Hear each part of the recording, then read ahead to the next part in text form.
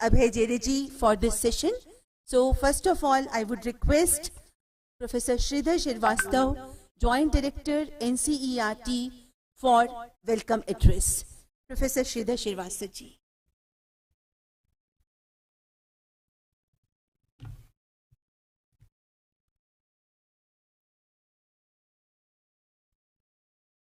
Thank you, Professor Ranjana. Namaskar to all. Shridhar Shrivastava, Joint Director, NCERT. Respected Dr. Abhay Jereji, Chief Innovation Officer, AICT, chairing this session today. Respected Joint Secretary, Sri Vipin Kumar ji, Department of School Education and Literacy, Government of India. My colleague, Professor Ranjana Arora, she is Head of the Department of Curriculum Studies and Development, a very important department of NCERT as an institution. Professor Suniti Sanwal ji, she is Head of Department of Elementary Education, another very important department of NCERT. And Joint Director, CIT, Professor Amren Behra ji, and other senior officials from ministry, and my respected teachers, speaker who was here, and the other teachers who are present here in this session and connected virtually for this program. I welcome you all to this very important session under the Shikshak Parv. We all know that NCERT under the aegis of Ministry of Education is involved in enacting National Curriculum Framework post NEP 2020. And this important exercise for the first time in this country is going to base on a very, very wider consultation at different levels. And you all will agree that this session today is also, in a way, a part of that, and we want that the exercise get benefited by your very, very important views. You people are practitioners, you people are seeing the realities which is happening there in the school as a learning space. The title of the session today is Innovative Pedagogy. I would just like to very briefly say before you all that exactly what we are intending to receive from you. You know that the National Education Policy 2020 is a very important document that talks about pedagogical and curricular reforms. And if it talks about the holistic development of child through the multidisciplinary teaching learning process, so we very precisely means that when the child is coming to school, we want to realize the intellectual capacity of the child, academic capacity, and when we are talking about the holistic development, then all the dimensions that we can look in the child to be developed as a holistic person that we want to realize. In addition to intellectual, academic, it could be aesthetic, it could be physical, emotional, and social capacity, and most important, the moral capacity of the child. So, for this all-around development of the child, what you people want to suggest us to be as innovative pedagogy, so that we are here to listen and to note down and to discuss. So with this word, I will stop here because we want to listen to you all, and I again welcome you all to this very, very important session today. Thank you.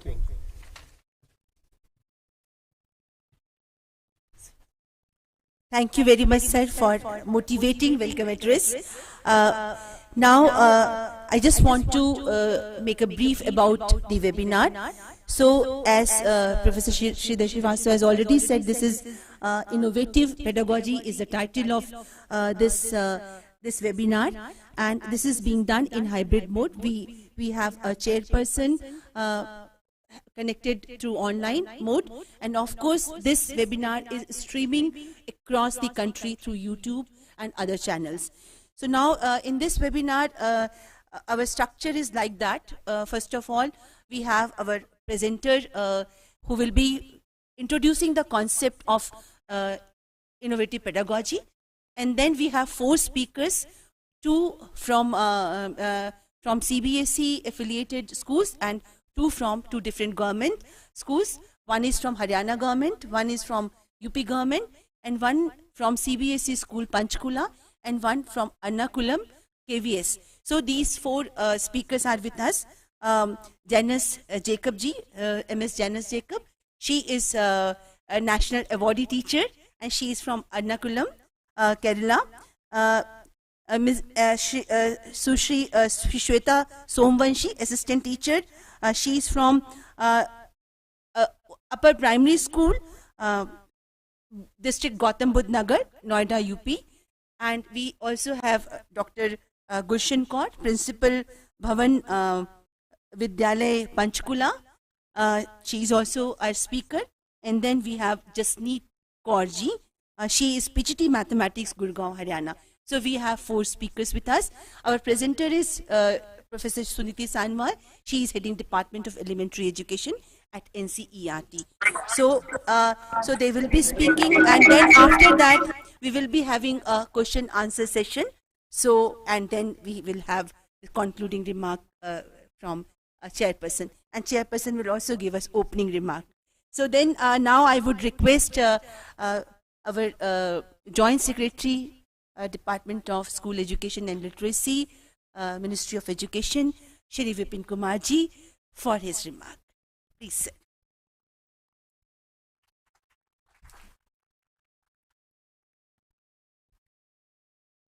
Thank you, Ranjana ji. Good morning, everybody. Professor Sridhar Srivastava ji, Shri Abhay Jeri ji, Ranjana ji, Dr. Behra, faculty members from NCERT, the teachers, the students, educationists, experts, online, offline. Yesterday I was sitting with one of my friends, and I was just telling him that we are having Shikshak Parv, and tomorrow there is a session on innovative pedagogy. So as a parent you should also join, you should also listen. So his response was that you people sitting in Ministry of Education are trying to do some fancy things. When we used to go to school, we simply used to go to the school with books, and teacher used to be there, and we used to finish the syllabus, and all these things was there, and all these things you are doing is just passing your time. It's nothing. So this is the thing. The things have changed. I try to explain him also. In last 20-30 years, when we used to go to school, it was a very small world as such. Now the world has changed. There are no geographical boundaries. It has led to competition also, very difficult. And if we have to survive, so we will have to have all those skills, competencies, and that talent which any other person in the world can have. And for that matter, because I think that the best resource any organization or any country can have is the human resource. And when you say that human resource, it is the quality of human resource. So to improve the quality of human resource, to have the skills of 21st century, we need to change the foundation and the teaching methods also, the schooling of a child. And that's why NEP 2020 was announced in year 2 years back. NEP is having different provisions, including the change of pedagogy, focus better focus on ICT, inclusion of ICT, then assessment part also, no hard separation. So all these things are in NEP, and we will have to share all these things with the states, with the teachers, because now we cannot ask the child to study what we want to teach, but the time has come when we need to assess and teach the child what the child wants to learn. So for these changes, we will have to take all these initiatives. Out of these initiatives, one is very important, that is pedagogy. Innovative pedagogy. Different aspects of these pedagogies may be like art pedagogy, experiential learning, toy-based pedagogies. For implementation of this, at one side we will have to develop the content, then availability of this content to the teacher working in the rural area. It should not confine only to few pockets of any particular city, particular area, but in the remotest part of the country also. Only then we can say that in the true spirit NEP is being implemented.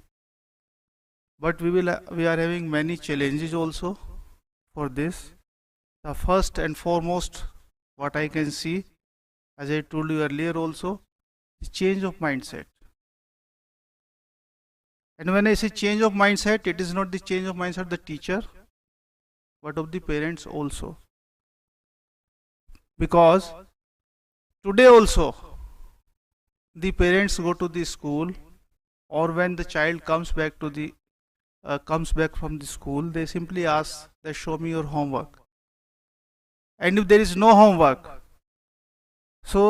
and teacher engage the students in sports, so some parents may say that you are not getting proper education, teacher is not teaching, you just went for play.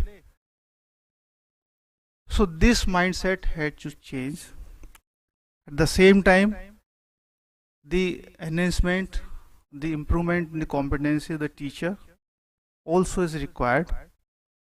How to change this pedagogy, how to align all these things with the skills which are required for 21st century.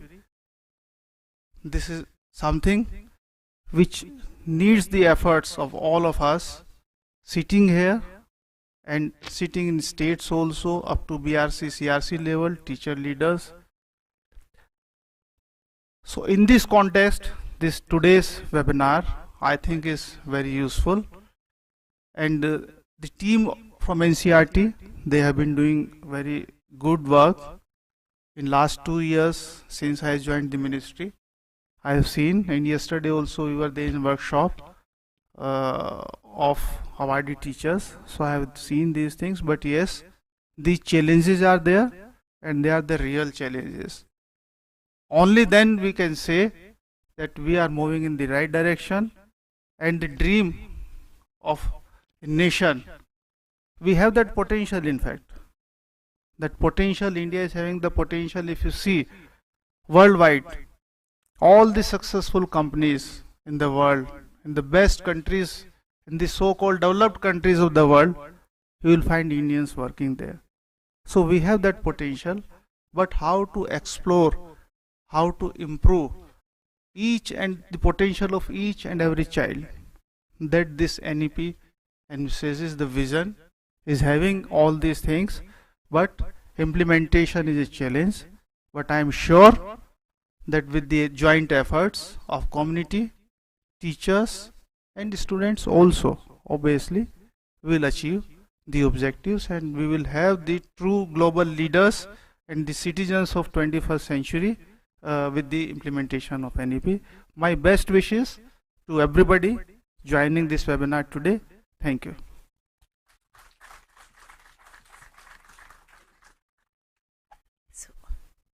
Thank you, Vipinji, for reminding us that whatever we are doing here or we are speaking here, that need to reach out to every child, even in the rural area. So that is very important for us, and we would try to take care of this concern during our presentations also.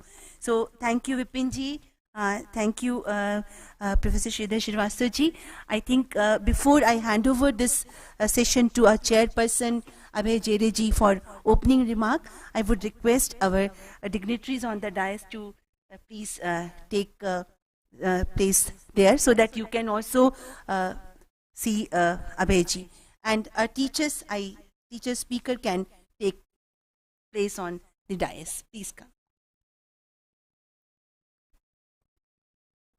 So, thank you, sir. So, Ms. Janice Jacob, Ms. Shweta Somanshi, Ms. Gulshan Kaur, and Ms. Jasneet Kaur ji. Please come. And of course, Suniti ji, you please there. Okay. Please come. Please come. So now, I would request. Before requesting our chairperson, I just want to introduce him to all of you. Dr. Abhay Jere, our chairperson in this webinar, is at present Chief Innovation Officer in AICT under Ministry of Education. His experience includes industrial experience 14 years, research experience 8 years, and in government and administration he has been working for last more than 4 years, and his goal is to pursue career in industry, research and development. Actually, we had worked with him on triathlon, and we found that he's very committed and very, very innovative. So I would just like to share with you some of his achievement. He has conceptualized Smart India Hackathon initiative, established institutions, Innovation Council in 2000 plus institutions. He has conceptualized National Innovation and Startup Policy for faculty and students in 2019. He has also conceptualized Atal ranking of institution on innovation achievement. Innovation Ambassador Program is also his idea, and Kapila Initiative, Asian India Hackathon, Toy Hackathon 2021. These are his some of his achievements. I am not reading many others. So now I would request Abhay ji for his opening remarks. Sir, please. Thank you, Ranjana ji. Can you hear me? Yes, sir. Please, sir. First, I would like to sincerely apologize, madam, for not being there in person, because I'm in Pune, my hometown. We have a Ganesh festival here, and it's a big festival at my house also, so I have to be here. So sincere apologies for that. And I would like to also thank Department of School Education for inviting me, asking me to chair this session for the Shikshak Parv. I would also like to take this opportunity to congratulate teachers who have won awards on National Teachers Awards on 5th of September. So when Ranjana ji approached me with this topic related to innovative pedagogy, as I work in area of innovation, I really, within minutes, I latched onto it, because I believe that innovation is possible in every sphere of life. And when it comes to education, it needs to be at the forefront. And I was listening to Vipinji and Srivastava ji And they actually touched upon the right points when they spoke about innovative mindset. They spoke about now how world is shrinking, it is becoming global village, and how we really need to compete, not just at India level, but also at the global level. We have speakers who will be actually presenting their experiments, what they have done. But I would like to actually take this opportunity to present in front of you two scenarios. And these scenarios are going to be reality in next 5 to 7 years, max 10 years. Some of the things have already started happening. And considering these scenarios, you really need to ask yourself whether you will be relevant, whether we will be able to survive with the current system. NEP is certainly there. It is going to bring out the administrative changes. Certainly there is emphasis on pedagogy also. But are we realizing that we need to innovate, we need to evolve, we need to progress on day-to-day basis? We have to do something different every day so that we remain relevant. Not just for sake of saying that we are doing innovative pedagogy or we are doing something different or we are doing something good. No, for just remaining relevant. I don't know how many of you have heard about the term gig economy. If I would have been there, I would have asked actually people to raise their hands. But I assume some of you might have, and many of you might not have heard the term gig economy. And now gig economy is reality. So you will ask, what is gig economy? Okay? Gig economy is a phase in an industry or in job market where people are going to, or companies are going to hire people only on contractual basis for small amount of, for small duration, time or small duration. Means what? That if I have a project where you require artificial intelligence or machine learning, and that project is for 6 months, I will hire someone only for 6 months.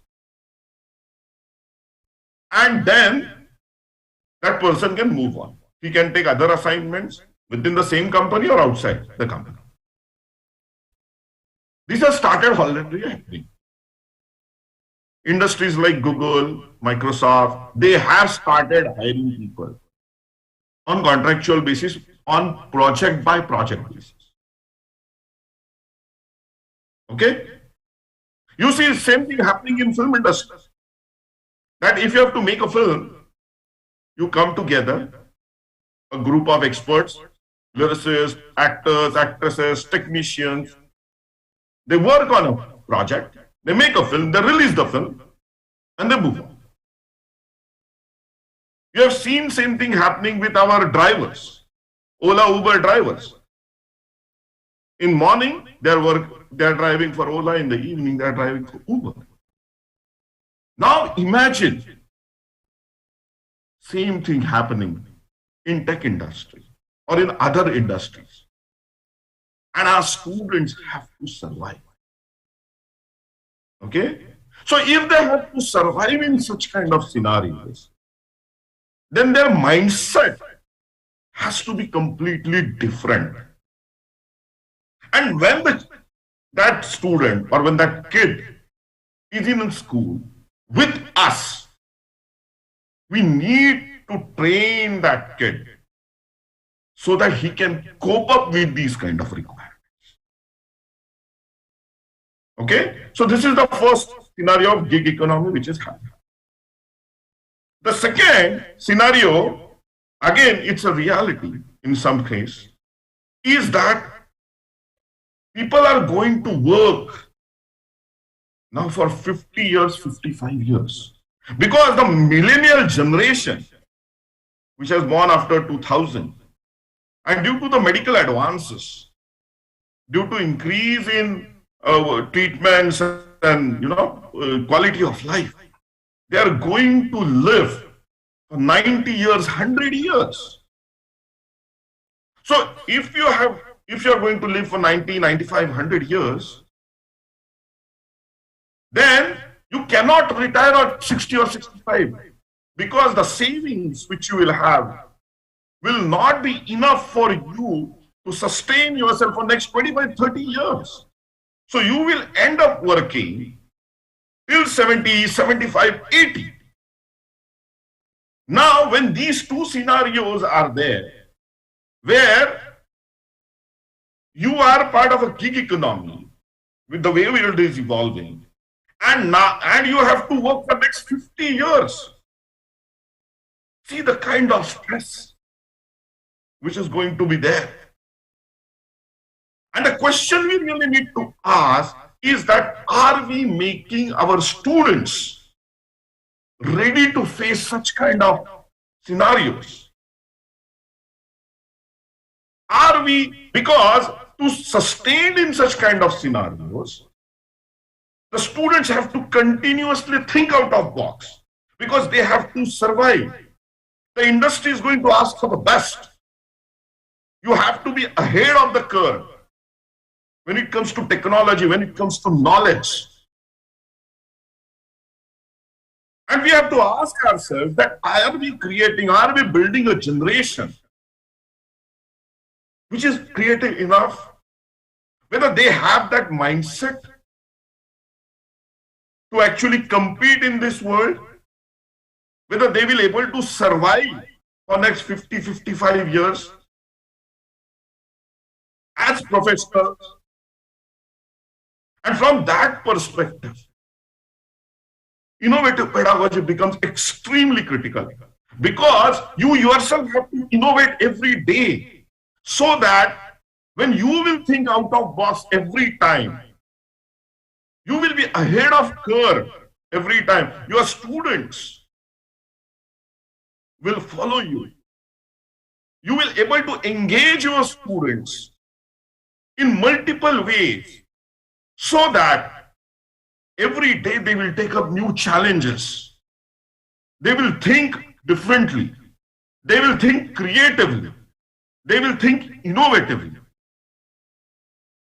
Already, there are a large number of tech companies which have started bombarding this entire market or this entire sector with their innovative tools, personalized learning tools, where they are actually evaluating the pace at which a student is learning, and then they are calibrating the entire delivery model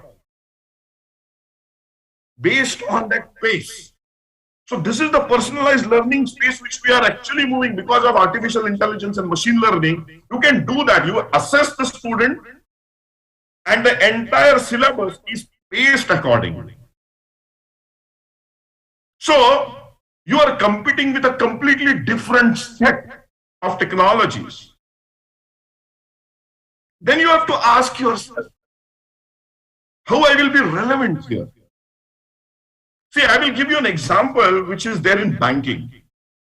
Sometimes back, means about 15, 20 years back, actually Bill Gates made a statement. It's that you will require bankings, but you may not require banks in the current format. Same thing is with education sector. You require education, but whether you will require schools and colleges in the current format, that's the question you really need to ask. With all these MOOCs coming up, huge amount of information on YouTube, great videos, great visualization techniques. How innovative we will be that we as teachers remain relevant for students. What new we can do to engage with students, how we can touch them, and I think Bipinji or Srivastavji was saying about, in improving their morale, in improving their ethics, in giving them that personal touch, in giving them that confidence that you can do it, in hand-holding them with, we need to combine all these things with syllabus, with our teaching, with our pedagogy. And that is where we will make the difference. And that is how we are going to be relevant. So, when we are looking at innovative pedagogy, we are not just going to focus on ICTs or how we can actually teach a particular chapter in a particular way. That is a very, very narrow way of looking at it. But we really need to envisage what will be the schools or what will be the nature of classes 5 years down the line, 10 years down the line, 25 years down the line, and how we can evolve ourselves while actually teaching. So from that perspective, I think some of the our presenters which we have will certainly make some points, will give case studies, and then at the end we will actually get into discussion after all the presentations, so that when we go out from here, we go with some concrete new ideas which we can start implementing maybe from tomorrow or from next week. So thank you very much, Ranjana ji, for giving me this opportunity. I will request you to call the first speaker and we can start the session. Okay, thank you very much, sir. And with your opening remark, I could understand now that it is really a challenge for school education in our future scenarios, and we have to prepare students to compete and of course survive in future scenarios, which you have really explained very nicely. So innovative pedagogy is not useful only for teachers, but of course parents, guardians and various stakeholders, because if education is needed but not school in the present format, then we all have equal responsibility to see that how can we implement this. Thank you for very nice explanation of our future scenario. And now I just want to invite Professor Suniti Sanwal from Department of Elementary Education, NCERT. Professor Suniti Sanwal ji is Professor in Child Development at present, heading Department of Elementary Education in the NCERT. She has been instrumental in developing bridge course for the elementary stage, Nipun Bharat framework and Vidya Pravesh initiatives for foundational stage, which have been recently launched by the Ministry of Education. And these all initiatives are as a follow-up NEP 2020.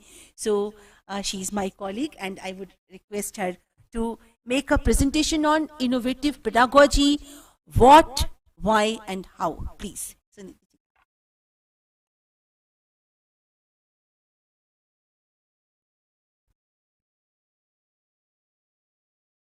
Thank you, Ranjana ji.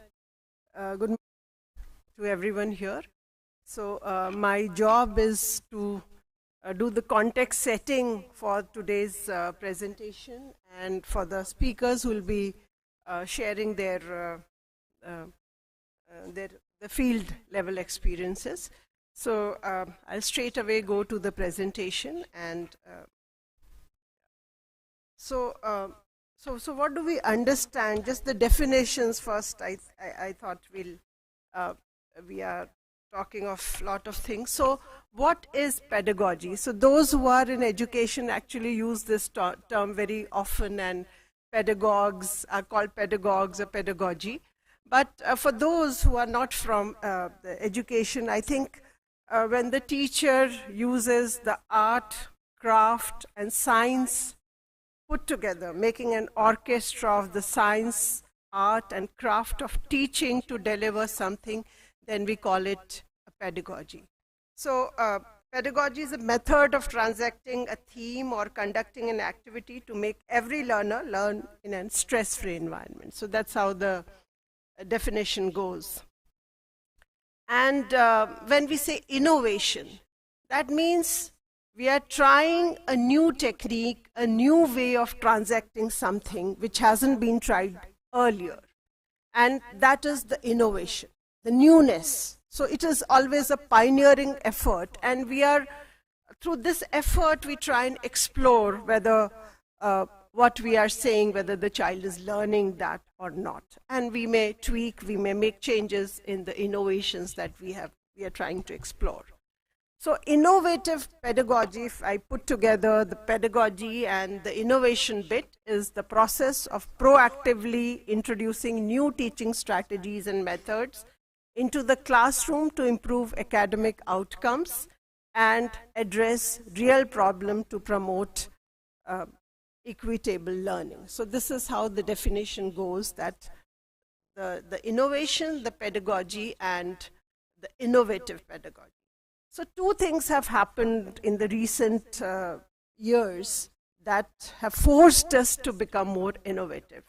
So number one is, I think, the COVID pandemic. We waited for a few days, for first 20 days that government said, and we really enjoyed. And then we realized that, no, this is not going to end very soon.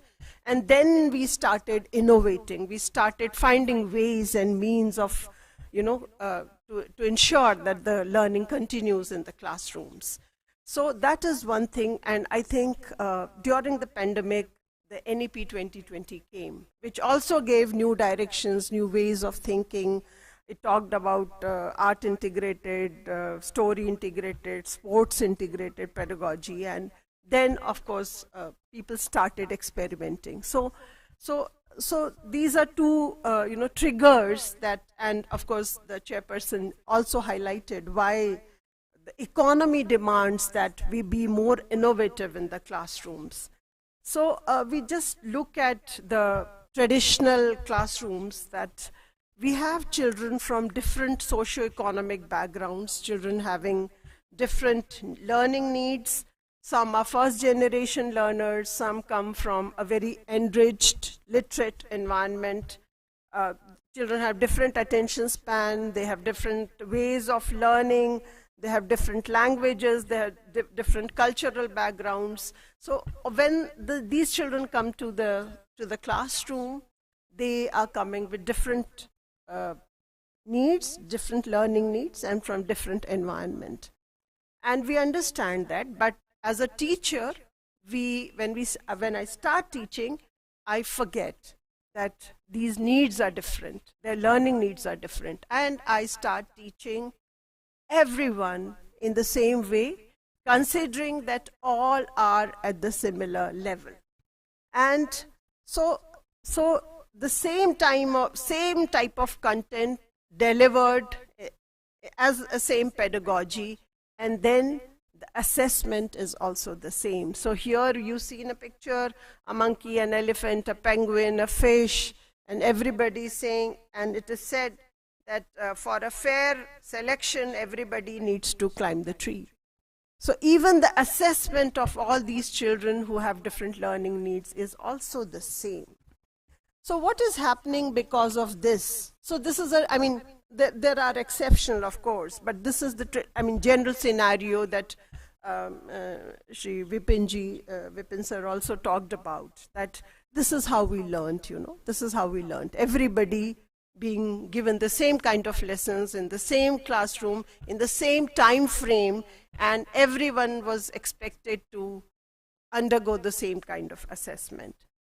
So what is happening? That what is the teacher teaching? It is the classroom teaching is textbook oriented. You open your textbook and the lessons start from teaching the text. And then there is emphasis on, because you have a prescribed syllabi, the emphasis is on completing the syllabus by the teacher. So chalk and talk method, because you have certain number of periods, you have 45 minutes to cover. So you just want to deliver, and I see a lot of nods from the teachers here, so they do seem to agree to what I'm saying. And then it's all a teacher-directed classroom. So the whole teaching learning process is teacher directed. The child is supposed to be a passive listener to the teaching learning process. And therefore, the students are always resorting to rote memorization. They are just repeating, they're just reproducing whatever they have memorized. There is focus on testing and marks. So, and from the parental side, I remember when my children used to come back home and they would say, I would say, kitne number aaye? And they would say 20 and 20, 20 and 20. So my next question,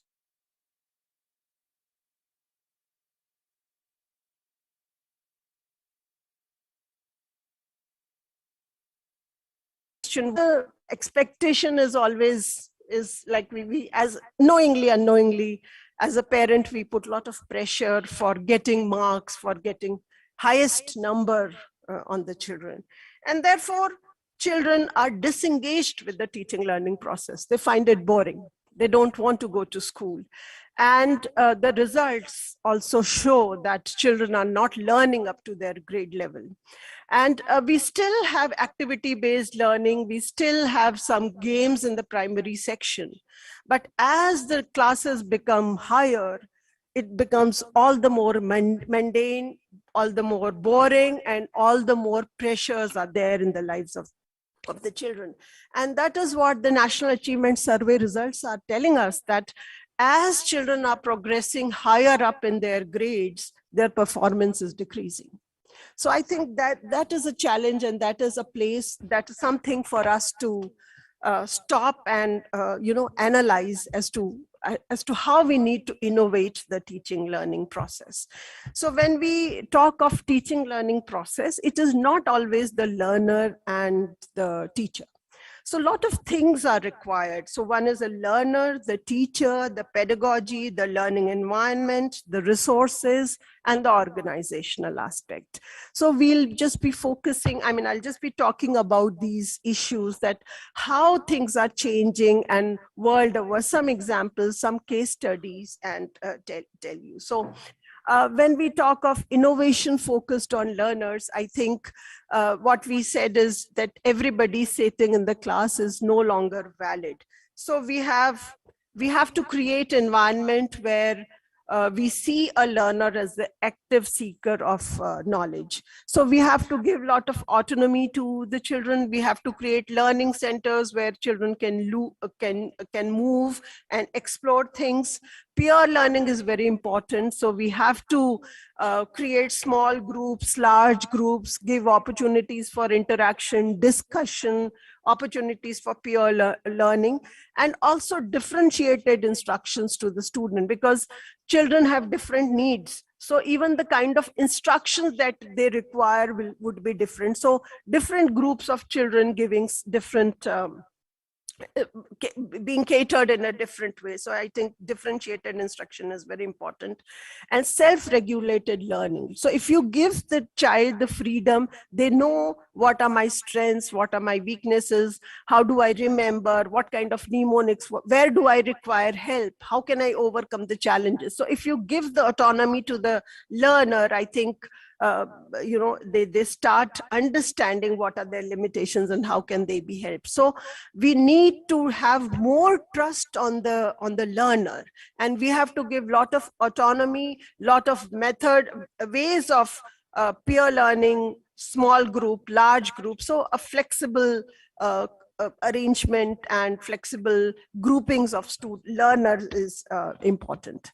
Now, when we come to the innovation focused on the teacher, so it is always not the class teacher who's the teacher, So if you take children out, like we have NEP says 10 bagless days, you can always call. So every parent is also an expert in some or the other field, and you can call the artisans, the artists who are there to come to the classroom, or you can take children out. You can involve the experts from different fields. A parent can be called, which doesn't require a lot of effort. And then multidisciplinary teaching. So 2-3 teachers coming together, planning an activity where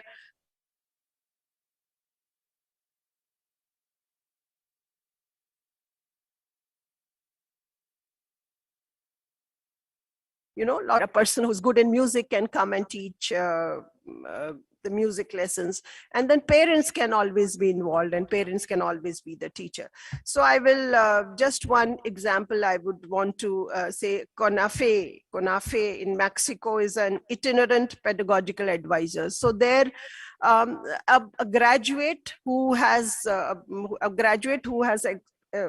learned the education, or the pedagogy expert, they go to two different communities. They have two schools where in the rural, remote areas of the country, and the children who are not performing well, so they do a testing of these children, and then they involve the parent and the teachers and tell them different ways how can they make teaching, learning more engaging. How can these children be helped one-on-one by the parents and by the volunteers in the community.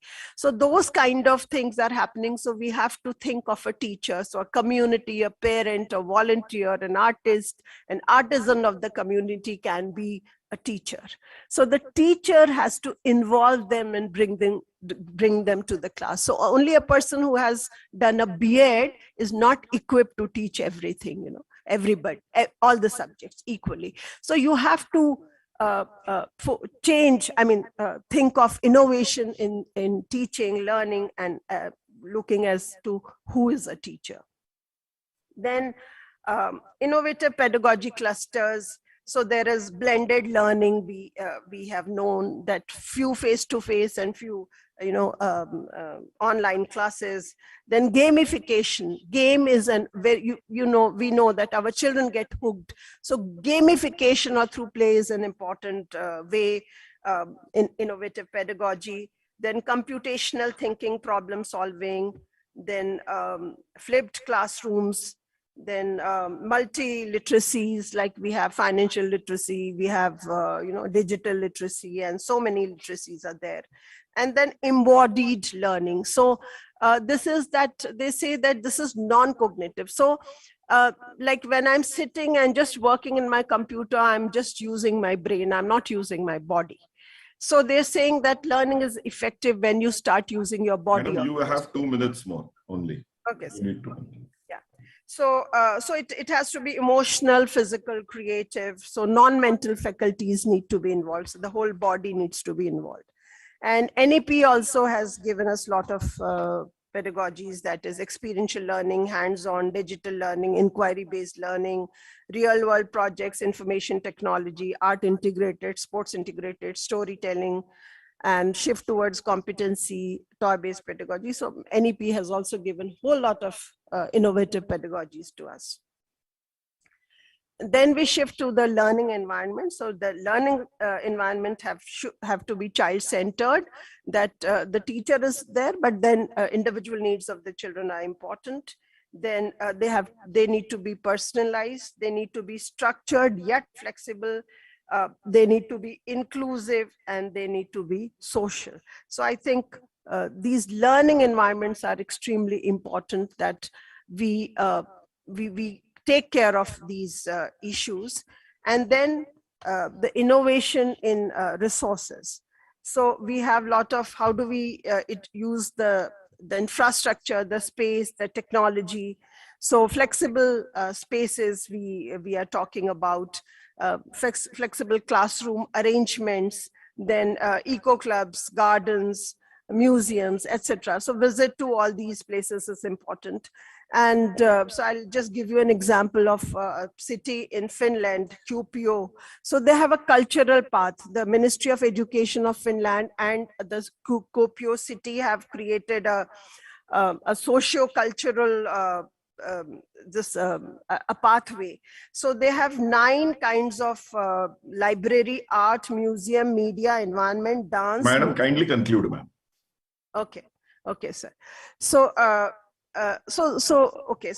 resources also need innovation, and the organizational innovation. So many times we find that school climate doesn't allow us to be innovative. So we need innovation in scheduling, in grouping, in assessment, in guidance. So these are different factors where we need to be innovative in order to promote an innovative pedagogy in the classroom. So thank you so much.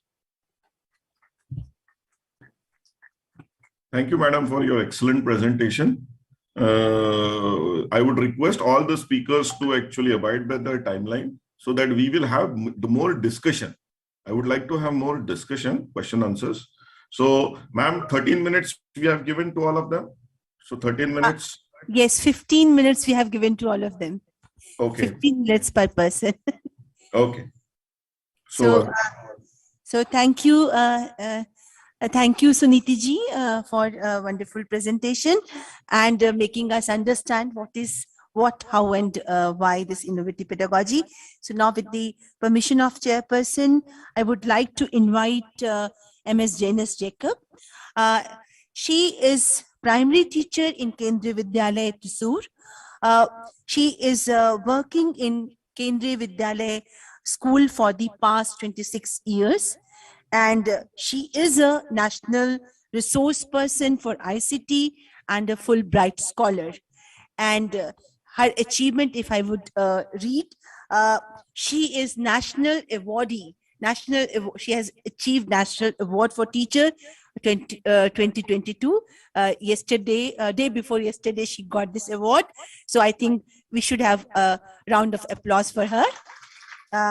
She is National ICT Awardee 2010. She is also having in her KVS Incentive Awards 2012 and 13.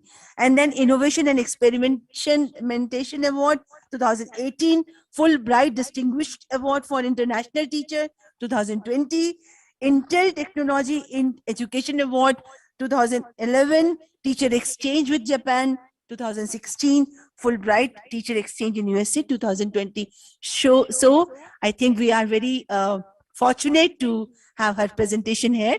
So please, Janice.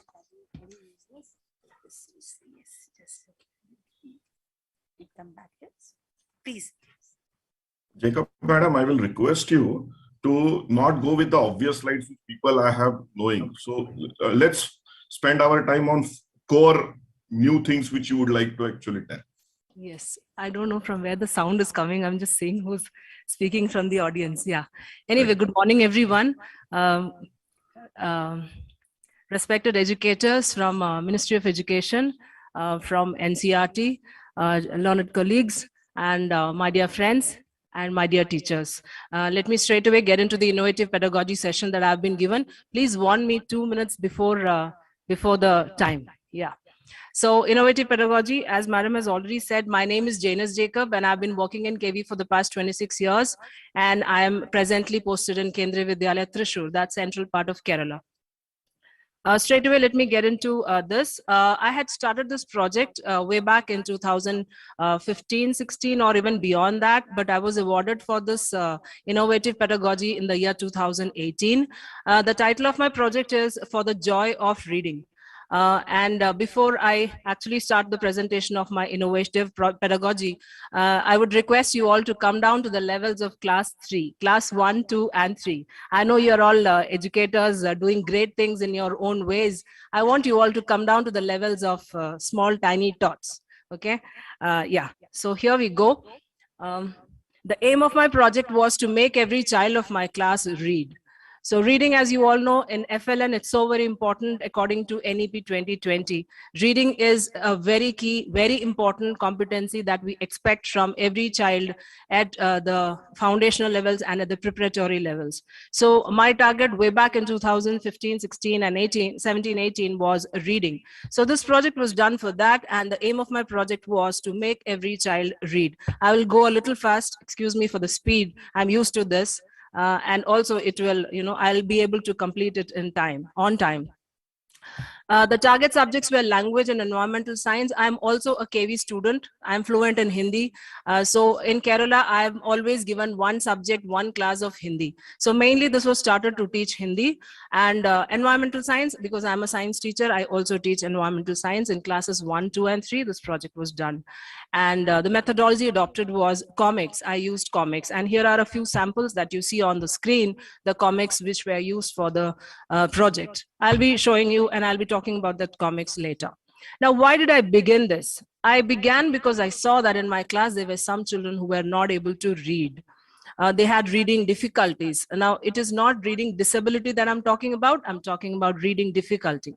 What I found that when they were not able to read, first thing. Second, if they were able to read, they were not able to comprehend. They were not able to comprehend and understand a few lines together. Some children did not have reading habits. Some children had problems like hearing and seeing, hearing impaired, and not in my class, but I found. And then some children found it really, really difficult doing this activity of reading. So I had a few reasons to actually start the project. Now, before I get into my the actual process, I just made a search in the internet as to why and how grave the situation is. And what I found was about 10 million children, 10 million people, they suffer from reading problems. They have reading difficulties. And out of these 10 million people, about 20% of them just drop out of school because of this reading problems. And out of that, maybe just 4%, 2 to 4% cross or reach up to the college. And reading is an act which most of us find it very easy and we take it for granted. But children who have reading difficulties, they really suffer a lot. And, they come down in their emotional levels and they have psychological problems. This is what I found when I just looked into it in the net. And I also found that, in the initial stage, that is foundational and preparatory levels, children learn to read. And later, when they go for the middle and the higher level, secondary stage, they read to learn. So as they grow up, they read to learn. So children who have reading difficulties, they are kept away from exploring subjects like physics, chemistry, biology, and geography. You name any subject where children have to do most of the reading and learn on their own. So this is what I found in the net. I did not do any survey, but then I just wanted to know what is the background of this problem. Now, what did I do? I recreated the text using illustrations. I used speech bubbles, dialogue bubbles, thought bubbles. I created a few illustrations and I made it into comics, not diluting the standard or the structure of the lesson. So I recreated the textbook lessons into comics. You can see a character which I've drawn. If there are drawing teachers in the crowd, you might not be too impressed by my illustration, but that is how I made. And you can see a KV uniform, and this is one of the characters which you see. Now, this is what this is how my comics look like. They are just of the A4 size. These are some, these are a few, and these are a few. These are just samples. Now, most of them are textbook lessons. They have been made into comics. You can see them. They are all of A4 size. Now, what I have done is I have laminated them. I have made it into comic reading cards, and I give it to the children. In the hands of the children, they have it. Okay.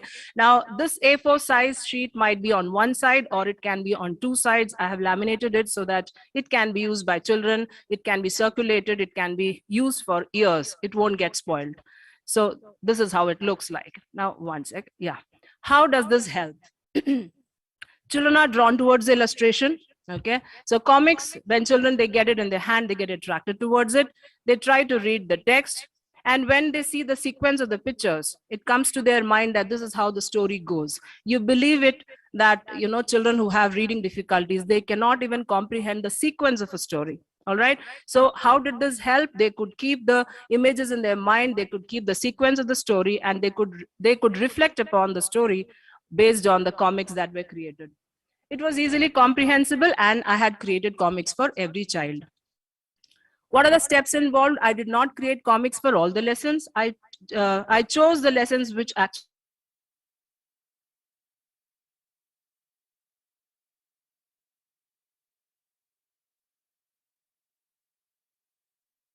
my own illustrations. All the illustrations used in this project are mine. It is not copied from any internet source, and some are of those of my children. And then I created the final story. I made it into comic cards, and you saw how my comic cards look like. Now, how exactly I can use these comics? Innovative pedagogy on one side, creativity of a teacher on the other side. I would say any technology you have in hand, any innovative pedagogy you have in hand, it is totally depending on the teacher's creativity and thinking, how well you can use it. There is no hard and fast rule that you should use this in this manner. It depends on my thinking, my creativity. I want my child to read. It is totally up to the child, sorry, it is totally up to the teacher how well the teacher is using the innovative pedagogy in hand of the teacher. So there is no hard and fast rule exactly how I'm going to use my innovative pedagogy. So how did I use these? I used it in the beginning of the story to introduce the story. I can use it in between the story in order to bring in a brainstorming session, a discussion. I can use it to reflect upon the story. For example, if there are animal characters, शेर कैसा था, लोमड़ी कैसी थी, मकड़ी कैसी थी, so they can reflect upon that. They can talk about their character in the story. I can use it for subject enrichment activities. I can use it for pleasure reading, individual, group, or in pairs. They can read it. And then it can be a pleasure activity, a fun activity, an art integrated activity of comic creation. I'll just show you how children have made their own comics. So here I begin the subject enrichment activity. It's a reading activity. I'm not going into detail. You know how reading and writing activity goes. This is the writing activity. Listening for dictation and for vocabulary development. You can give it as worksheets, ask them to fill in with the proper words. It can be a gaming activity, like different episodes are cut, picture stories in sequence are cut into different pieces. You can ask them to sequence it in order after the story is over. It can be a kind of competition between groups. It can be like here you can see boys and girls into different groups. It can be a heterogeneous group. It can be an oral work. It can be any creative writing, or it can be a spoken creative work for the children. And how did I, I extended this activity into comic creation. Like actually I had started just for the reading activity. As I said, it depends on the thinking of the teacher. It depends on the creativity of the teacher. I taught them how to actually illustrate, okay, draw characters in the story. So this is how they were, learning how to illustrate. And then they use those illustrations to create comics. Now you can ask, like, how can you make the children who do not know how to make comic at one go, how can they create the entire story? No, you don't have to give them the entire story. You can divide the class into 5 groups, divide the story into 5 episodes. Each group can work on 1 episode, and ultimately collaboratively they can present the story in different episodes of events that has happened in the story. Now, you might ask that all children are not good at drawing. Varli Shelley, it's there in the textbook, and it's a very simple art form. Any child can draw, anybody can draw. Now, another thing I would like to add on this project was done some time back, some years back. Now we have so many tools by which, you can draw. Now we have in Google, we have Auto Draw, which has artificial intelligence inbuilt. You can just scribble and it gives you different suggestions. Like, so it comes with a tagline, anybody can draw, drawing made simple. So anybody can draw using those. Otherwise, you can just teach the children Varli style. It's a very simple and very beautiful art form, which can be used by children. Now, this is the work of my students.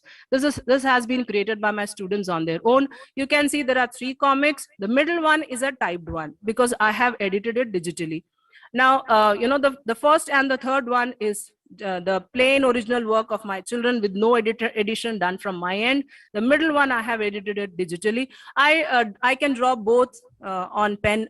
I can draw both on paper as well as digitally. I can draw very well in the sense, to my standard, I'm doing it quite well, not according to the standard of an artist. So I can edit it digitally. And it becomes easy. Now, another thing I would like to say, that with time, technology changes. Technology makes our life easier. Now, years back, I'm not looking here. Years back, I used to use my mouse and desktop to draw. You can imagine it's a weird way of drawing using a mouse on desktop. But now with time, with technology, we have very good apps also available to draw. Now I use my Apple Pencil on iPad, and the app that I use is Procreate. I'm not giving an ad to it, but what I'm saying is with technology, we have options of choosing our own application so that we can make our work easier. So when technology is available, let's use it to make our lives easy. Now here it's really interesting. Jacob, ma'am, you have 2 minutes left. Yeah, this is very close to my heart. Now, you know, when we ask our children to do some creative work, like here I have given a question: what do members of your family do together? Children who cannot write, why do you expect them to, why do you force them to always write? They can always express their, you know, feelings in a digital, in an art form. So here it is. Children have shown their expression of, you know, their ideas in art form. How did it help? Before I had started this project just for the reading thing, but now you can see that I have used it in multiple ways: for subject enrichment, for pleasure reading, for creative work, art integration. I can use comics in the hands of the children. It can be used as a TLM and as a worksheet. In the hands of the teacher, it can be used as a teaching aid and an evaluation tool. Now, you might ask a question: I'm not good at drawing. What can I do? Can I use this comic? Yes, of course. You can use the free pictures available on Google. And here, that is why I've given this example where I have taken the free pictures from the net in order to create the comics. To end it, thank God I've ended it on time. Let's help our children read.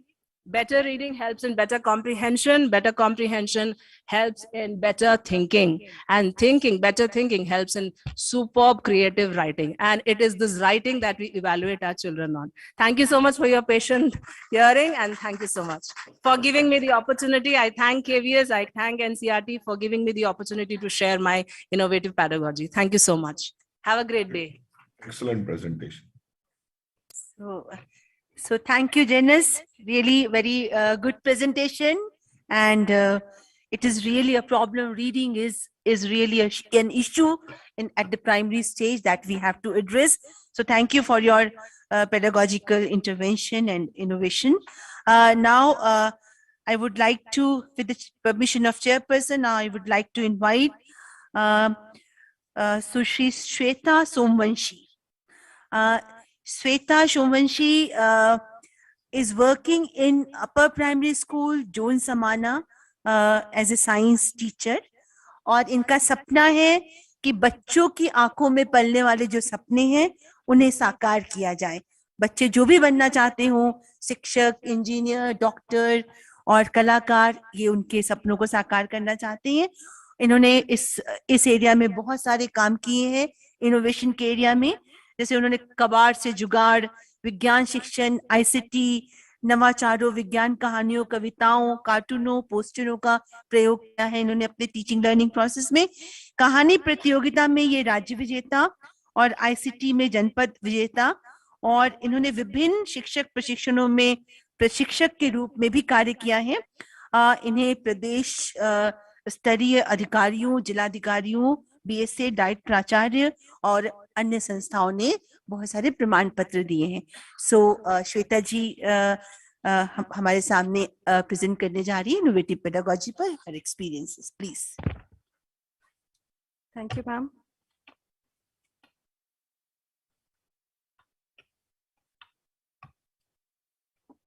Distinguished guests, respected teachers and other participants. Innovative pedagogy is a method of teaching that involves new ways of interaction between teachers and students. In current scenario, where there are a lot of distraction among students, it is hard to focus. So we need to use different methods and innovative techniques to keep our children focused, motivated, and at the same time, feed their inquisitive mindset. Innovative pedagogy improves quality of learning. Students are more receptive during learning sessions, improves student participation, it develops high cognitive skill in students, and it helps able and differentially able children in their holistic development. Pedagogy innovations that I have done in my school, these are, the first one is extempore. Students take the initiative to answer questions present in the extempore bowl. It gives them the freedom to think through and apply their mind. ये एक group activity होती है जिसमें बोल में chapter related questions होते हैं और एक ग्रुप में बच्चे डिवाइडेड होते हैं, तो फिर वो एक एक ग्रुप से एक एक बच्चा आता है और उस क्वेश्चन को निकालता है, उसका फिर वो आंसर देता है. इन केस अगर वो बच्चा उसका आंसर नहीं कर पाता है तो दूसरे ग्रुप का स्टूडेंट उसका आंसर करता है. इस तरीके से हर एक ग्रुप को पॉइंटर्स मिलते हैं और जो जितने ज्यादा आंसर्स करता है वो टीम जीतती है. तो इस तरीके से बच्चों में एक बहुत ही इंटरेक्टिव सेशन होता है, सब बहुत एक्साइटमेंट के साथ उसमें पार्टिसिपेट करते हैं और इस मेथड से हम डिफरेंट चैप्टर्स का जो लर्निंग आउटकम बच्चों तक पहुंचाना चाहते हैं वो इजीली उन तक पहुंचता है. अनदर टेक्निक इज खेल खेल में भाषा सीखें। ये बच्चों के भाषा कौशल विकास के लिए बहुत अच्छी गतिविधि है। इसमें 2 व्हील्स होते हैं, जिसमें अगर हमें बच्चों को हिंदी में अनुलोम विलोम शब्द सिखाने हैं या पर्यायवाची सिखाने हैं, तो फर्स्ट व्हील में हम उस वर्ड को लिख देते हैं, सेकंड व्हील में उससे रिलेटेड उसका विलोम क्या है, या अगर हमें पर्यायवाची लिखना है तो उसको एडजस्ट कर देते हैं। उसके बाद एक एक बच्चा आता है और जो वर्ड उसको दिया जाता है फिर वो उसको उसके अकॉर्डिंग सेट करता है। इसके अलावा हम इसका यूज कर सकते हैं अक्षरों के निर्माण में भी। हमने डिफरेंट अल्फाबेट्स दे दिए, उनसे रिलेटेड कौन कौन से वर्ड्स हैं, वो किस तरीके से किस सीक्वेंसिंग में है, तो बच्चा उन्हें इजीली आइडेंटिफाई भी करता है और उन्हें रीड भी करता है क्लास में। तो भाषा कौशल विकास के लिए ये बच्चों की बहुत ही आसानी से बन जाने वाली गतिविधि है और बच्चे इसे खेल खेल में बहुत सारी चीजें सीख लेते हैं। छोटे छोटे वर्ड्स ही स्मॉल क्लासेस के लिए बहुत यूजफुल एक्टिविटी है जो बच्चे क्लास में करते हैं और अपने दोस्तों के बीच में बैठकर करते हैं। तो इस तरह से लर्निंग बहुत इंटरेक्टिव हो जाती है और बच्चे खेल खेल में बहुत सारी भाषा सीख जाते हैं। Third one is model making by innovations. This technique is very good for science teaching. अगर हमें बच्चों को just for example प्लांट या एनिमल सेल में डिफरेंस बताना है तो बच्चों ने पहले खुद से ही सारे ऑर्गेनेलीज बनाए, फिर उनको ग्रुप में उनको आइडेंटिफाई किया, उनके फंक्शंस डिस्कस किए, उसके बाद फिर उसे उन्होंने नॉर्मल चार्ट पेपर पे असेंबल कर दिया। तो इस तरीके से जो ये एक्टिविटी हुई क्लास में, तो सारे बच्चे का इन्वॉल्वमेंट भी रहा और इसके साथ साथ उन्होंने उसके फंक्शन और उस डिफरेंस उसको आसानी से सीखा। तो इस तरीके से साइंस के डिफरेंट कॉन्सेप्ट्स जो हैं वो बच्चों को हम इजीली ग्रुप में करा सकते हैं ताकि वो उनका इन्वॉल्वमेंट भी रहे और जो एक रोचकता है उनके उस कॉन्सेप्ट को समझने में वो भी बनी रहे। तो ये बहुत ही अच्छी एक्टिविटी बच्चों के लिए साइंस टीचिंग में है। Another one is innovating display board by students. Children showcase their talent on the display board. इसमें बच्चों को जब हम कोई टॉपिक देते हैं तो या अपना वो कुछ क्रिएटिव करके लाते हैं, तो जनरली हम क्लास में पहले डिस्कस करते हैं कि बच्चे ने क्या बनाया। जस्ट फॉर एग्जांपल कि अगर बच्चों ने डिफरेंट लीव्स कलेक्ट करी अपने एनवायरनमेंट में जो भी है, उससे उन्होंने कोई शेप बनाया, तो फिर क्लास में वो आके उसे डिस्कस करते हैं कि उन्होंने उसको किस तरह से बनाया। उसके बाद आफ्टर डिस्कशन उनकी जितनी एक्टिविटीज है कॉमन कॉरिडोर में उसको डिस्प्ले बोर्ड पर लगा दिया जाता है, जिससे कि किसी भी क्लास के बच्चे उन्हें देख सकते हैं। तो बच्चों को एक आइडिया भी डेवलप होता है कि इस तरीके का काम हम भी कर सकते हैं। तो नेक्स्ट टाइम क्या होता है कि बच्चों में कॉम्पिटिटिव फीलिंग भी डेवलप होती है, उनके क्रिएटिव माइंड से उनको डिफरेंट आइडियाज मिलते हैं और वो इस तरह के एक्टिविटीज में और ज्यादा पार्टिसिपेट करते हैं। तो बेसिकली बच्चों के अंदर जो अटेंशन इजीली हम उसमें ग्रैब कर सकते हैं, बच्चों के अंदर क्रिएटिव जो थॉट प्रोसेस है उसको इनहेंस कर सकते हैं। तो ये सारी एक्टिविटीज जो है वो बच्चे डिस्प्ले बोर्ड के माध्यम से देखते हैं और उसको अच्छे से उसमें पार्टिसिपेट करते हैं। अनदर वन इज आईसीटी का जो आजकल बहुत यूज है, जिससे जो बच्चों के ऑडियो विजुअल लर्निंग में बहुत हेल्पफुल है। तो उसी रेफरेंस में mobile screen magnifier I am using as a teaching tool, making learning interesting. Generally जहां पर जिन स्कूल्स में प्रोजेक्टर्स अवेलेबल नहीं है वहां पर हम नॉर्मली स्क्रीन मैग्नीफायर यूज कर सकते हैं और ये हर जगह इजीली अवेलेबल भी होता है। अगर मैं बच्चे को प्लांट रियल फील्ड में ले जा करके बच्चे को प्लांट के डिफरेंट पार्ट्स फोटोसिंथेसिस एक्सप्लेन कर रही हूँ तो वहीं पर मैं सिंपल मैग्नीफायर की हेल्प से डिफरेंट वीडियोज भी बच्चों को दिखा सकती हूँ और इजीली उनको उस कॉन्सेप्ट तक आसानी से पहुंचाया जा सकता है। तो mobile screen magnifier ICT tool है और इट इज वेरी इंटरेस्टिंग। इसे हम कहीं भी किसी भी जगह पे यूज कर सकते हैं और कॉस्ट फ्रेंडली भी है। Next one is experimental learning by science maths club. बच्चों का ये सारी जो फोटोग्राफ्स हैं ये मेरे स्कूल की ही हैं, जिसमें हम लोगों ने डिफरेंट इनोवेशन स्ट्रैटेजीज यूज की हैं ताकि हम बच्चों की रोचकता बढ़ा सकें, उनको क्लासरूम में इंगेज कर सकें, ज्यादा से ज्यादा स्टूडेंट पार्टिसिपेशन को इन्वॉल्व कर सकें। तो साइंस मैथ्स क्लब जो है वो बेसिकली बच्चों की विज्ञान और गणित शिक्षण में उनकी रुचि को और रुझान को बढ़ाने का काम करता है। इसमें बच्चे अपने करके सीखो के कॉन्सेप्ट के माध्यम से एक्सपेरिमेंट खुद करते हैं, सीखते हैं और साथ साथ उनके बीच में क्विज भी होती है, डिफरेंट क्वेश्चन राउंड्स होते हैं। तो बच्चे ग्रुप में ही बैठ करके बहुत सारे कॉन्सेप्ट आसानी से सीख जाते हैं। तो इस तरह से साइंस मैथ्स क्लब बच्चों की जो एक्सपेरिमेंटल लर्निंग है उसको प्रमोट करता है। नेक्स्ट वन इज कागज की करामात। With the help of newspaper, chart paper, student makes different geometrical shapes, caps, skeleton etcetera. ये जो बच्चे इन स्कूल्स में आते हैं वो डिफरेंट सोशल इकोनॉमिक बैकग्राउंड के होते हैं। तो बेसिकली जो चीज इजीली अवेलेबल है उनके माध्यम से उन बच्चों को सिखाने की हमारी कोशिश रहती है।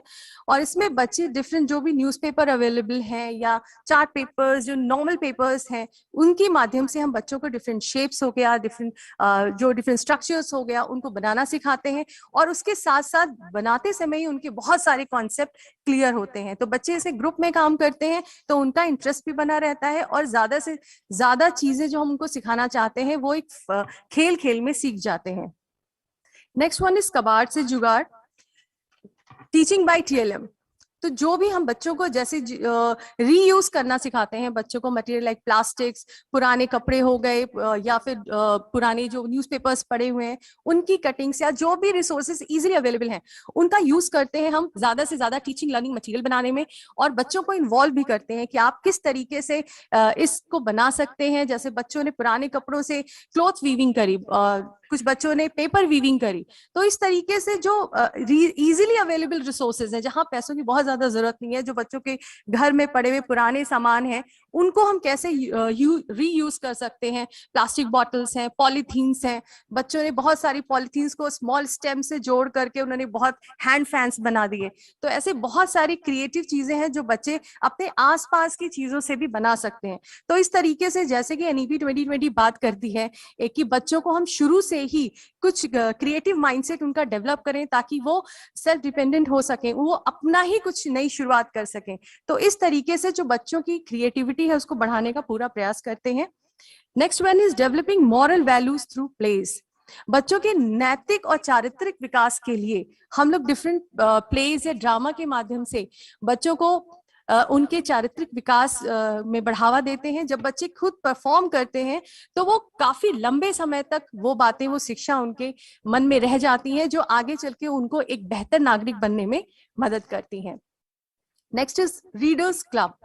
जिस तरह से NEP 2020 भाषा और गणित के विकास पर बात करती है तो इस तरीके से रीडर्स क्लब बनाया गया है जिसमें बच्चे ग्रुप में बैठते हैं, उनको एक स्टोरी दी जाती है, फिर वो स्टोरी पर डिस्कशन करते हैं और इस तरीके से आपस में बातचीत के माध्यम से वो सारी स्टोरी रीड करते हैं तो उनकी रीडिंग एबिलिटी ज्यादा बढ़ती है। तो ग्रुप में जब वो बच्चे बैठते हैं तो इस तरह के ग्रुप्स में लो IQ लेवल के बच्चे, हाई IQ, तो इस तरीके से बहुत सारे डिफरेंट स्टैंडर्ड्स के जो बच्चे होते हैं उनको एक साथ लेकर के मुख्य धारा में जोड़ने का हमारा प्रयास होता है ताकि वो मिल करके सीख सकें। Another one is class of happiness, developing happiness habit in children। In schools में बहुत ही डिफरेंट सोशल इकोनॉमिक बैकग्राउंड के बच्चे आते हैं। कुछ बच्चे ऐसे होते हैं जो काफी मानसिक कुंठाओं से ग्रस्त भी होते हैं क्योंकि वो डिफरेंट फैमिली बैकग्राउंड से आ रहे होते हैं। तो इस तरह की क्लासेस हम ऑर्गेनाइज करते हैं जिसमें हम बच्चों को काउंसलिंग दे सकें, बच्चों के मेडिटेशन कराते हैं, योगा कराते हैं। इसके साथ साथ बच्चों के लिए हम बहुत सारी डिफरेंट एक्टिविटीज कराते हैं जिससे कि उनके अंदर हैप्पीनेस की जो हैबिट है वो डेवलप हो सके, क्योंकि जो ये बच्चे हैं यही भविष्य है।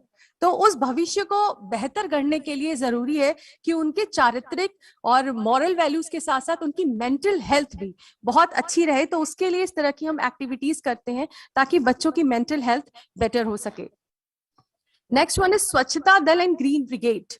Health, hygiene and cleanliness is very important. It helps to spread awareness about different communicable diseases and importance of hygiene among students and community.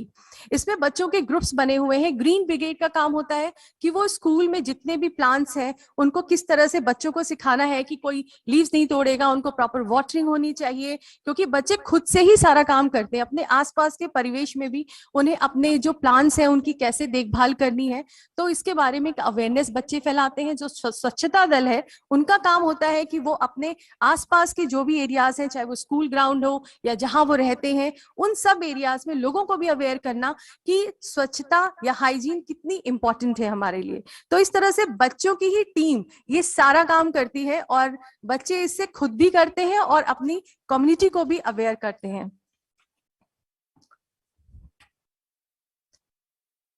Next one is बाल साहित्य सदन। opening the mind of the students to express themselves freely and to prepare their mind for writing stories and poetries. तो इस तरह से हम लोग रचनात्मक लेखन कौशल विकास की डिफरेंट कार्यशाला आयोजित करते हैं, जिसमें बच्चों को एक टॉपिक दिया जाता है. उस टॉपिक से रिलेटेड बच्चे अपनी राइटिंग स्किल्स के द्वारा या पोइट्री के फॉर्म में या फिर पेंटिंग के माध्यम से अपनी जो क्रिएटिविटी है वो पेपर पे उतारते हैं. तो जब इस तरह की वर्कशॉप ऑर्गेनाइज की गई तो हमने पाया कि बहुत सारे ऐसे बच्चे थे जिनकी क्रिएटिविटी बहुत ही अच्छी थी. तो बहुत सारे ऐसे बच्चे सामने आए जिनके अंदर बहुत सारी खूबियां थी. तो मुझे लगता है एक बहुत अच्छा प्लेटफॉर्म है बच्चों के अंदर जो छुपी हुई प्रतिभाएं हैं उनको बाहर लाने का. तो इस तरह की जो वर्कशॉप हमें टाइम टू टाइम बच्चों के लिए करनी चाहिए, क्योंकि कई बार बच्चों के अंदर वो प्रतिभाएं छिपी होती हैं जिसका हमें पता नहीं होता. तो इस तरह की वर्कशॉप का बहुत अच्छा रिस्पॉन्स आया है और हमने देखा है कि बहुत क्रिएटिव बच्चे जो जिनके बारे में कोई नहीं जानता था वो सारे निकल के आए. और भविष्य में हो सकता है वही बच्चे आगे चल के बहुत अच्छे राइटर्स बने, पोएट बने या बहुत अच्छे पेंटर्स भी हो सकते हैं. तो इस तरीके से ये सारी जो एक्टिविटीज थी उन इनोवेटिव पेडागॉजी, इसने जो इम्पैक्ट डाला वो ये कि बच्चों का स्कूल में नामांकन भी बढ़ा, क्लास में वो ज्यादा अटेंटिव हो गए और इसके साथ साथ बच्चों के अंदर कि हमें रेगुलर ये चीज सीखना है. उन जब भी स्कूल आते हैं तो उनके मन में ये बात होती है कि आज हमें कुछ नया सीखने को मिलेगा. तो इस तरह से बच्चों के अंदर रोचकता, उनकी पढ़ने के प्रति उनका लगाव. Madam, you have 2 minutes more. Okay sir. तो इस तरीके से ये सारी जब एक्टिविटीज हम कराते हैं तो बच्चों के अंदर जो क्रिएटिव उनका साइड है वो निकल कर आता है और ओवरऑल पर्सनालिटी डेवलपमेंट के लिए ये बहुत ही उपयोगी और कारगर भी साबित हुई है. तो इस तरीके से जो मैंने अपने स्कूल में इस तरह की इनोवेटिव टेक्निक्स का इस्तेमाल किया तो मैंने पाया कि जो बच्चे पहले बिल्कुल ही स्कूल नहीं आना चाहते थे उनका स्कूल में आना रेगुलर हो गया और इसके साथ साथ आसपास के भी जो बच्चे हैं उनका भी आना बढ़ा. तो काफी अच्छा इम्पैक्ट इन सब टेक्निक का मैंने पाया है जो बच्चों के ओवरऑल डेवलपमेंट के लिए बहुत ही कारगर सिद्ध हुई है. जिस तरह से एनईपी 2020 बात करती है बच्चों के ओवरऑल डेवलपमेंट के लिए, तो ये सारी टेक्निक्स जो हैं उनके लिए काफी हेल्पफुल सिद्ध हुई है. Thank you NCERT for giving me this opportunity to showcase my work on this platform. Thank you so much.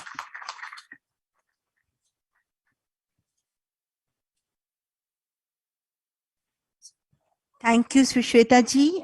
आपने बहुत सारे एरियाज को कवर किया, ना केवल आपने लैंग्वेज टीचिंग और अदर सब्जेक्ट एरियाज लिए बल्कि आपने टैलेंट सर्च, कैरेक्टर बिल्डिंग, स्वास्थ्य, स्वच्छता, इन सारे एरियाज को कवर किया अपनी इनोवेटिव पेडागॉजी के प्रेजेंटेशन में. Thanks a lot. So now I would like to invite with the permission of chairperson, I would like to invite Shrimati Gulshan Kaur. She is the principal of Bhavan Vidyalay, Panchkula. She has an exemplary career as educationist with 24 years of teaching experience. She has received National Education Excellence Award, Global Principals Award, and Dr. APJ Abdul Kalam National Principals Award. She is a well-known CBSE resource person and has provided training to CBSE teachers on NEP, innovative pedagogies and assessment, as well as on Bloom's taxonomy. So now I would request her to make her presentation. Gulshan ji.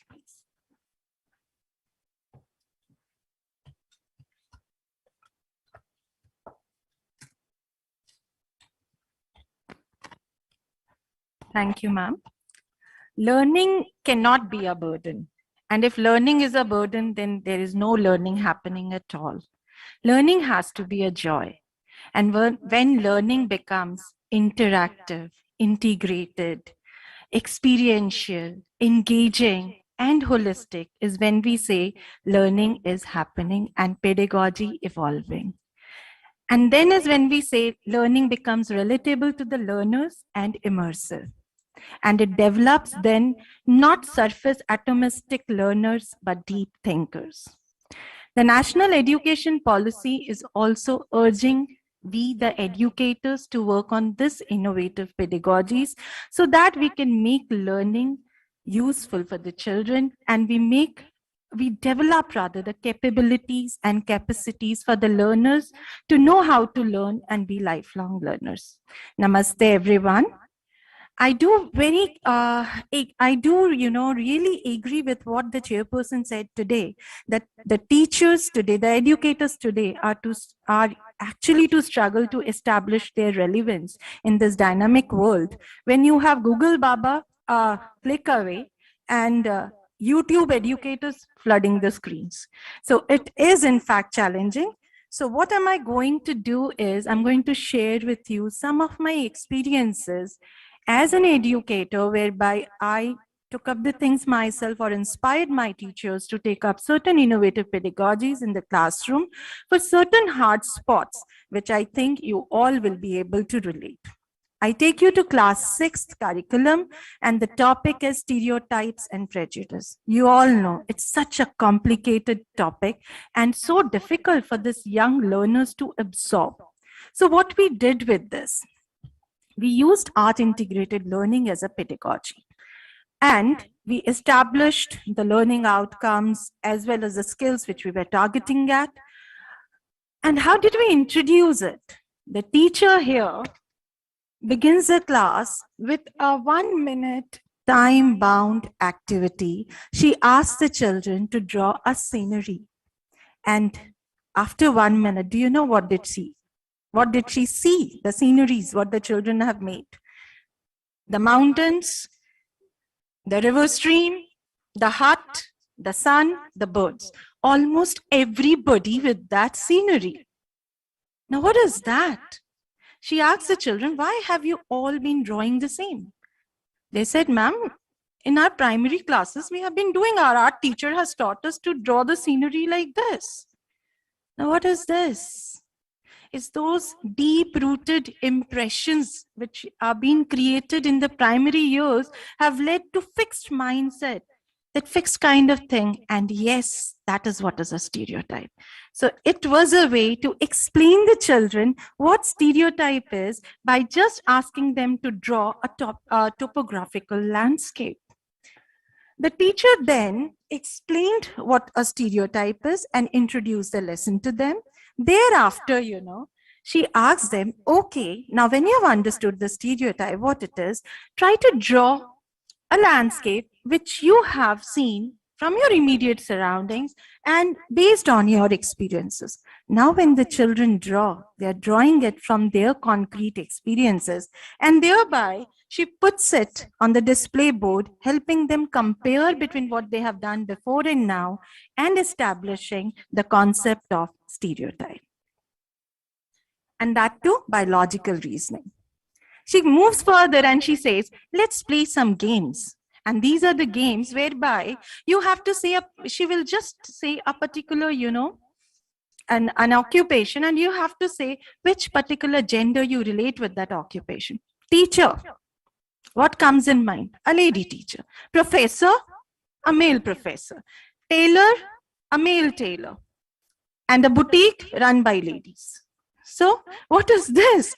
She said that, you see, these are just that because these occupations have been predominantly being taken up by these genders. So a fixed mindset have been formed. The stereotypes have developed. Now, how do we break it? So she explains them about some real life examples where the people have broken these gender stereotypes and gives a project to them. Come on, as a group now, creatively present some real life examples where you see the gender types are being broken.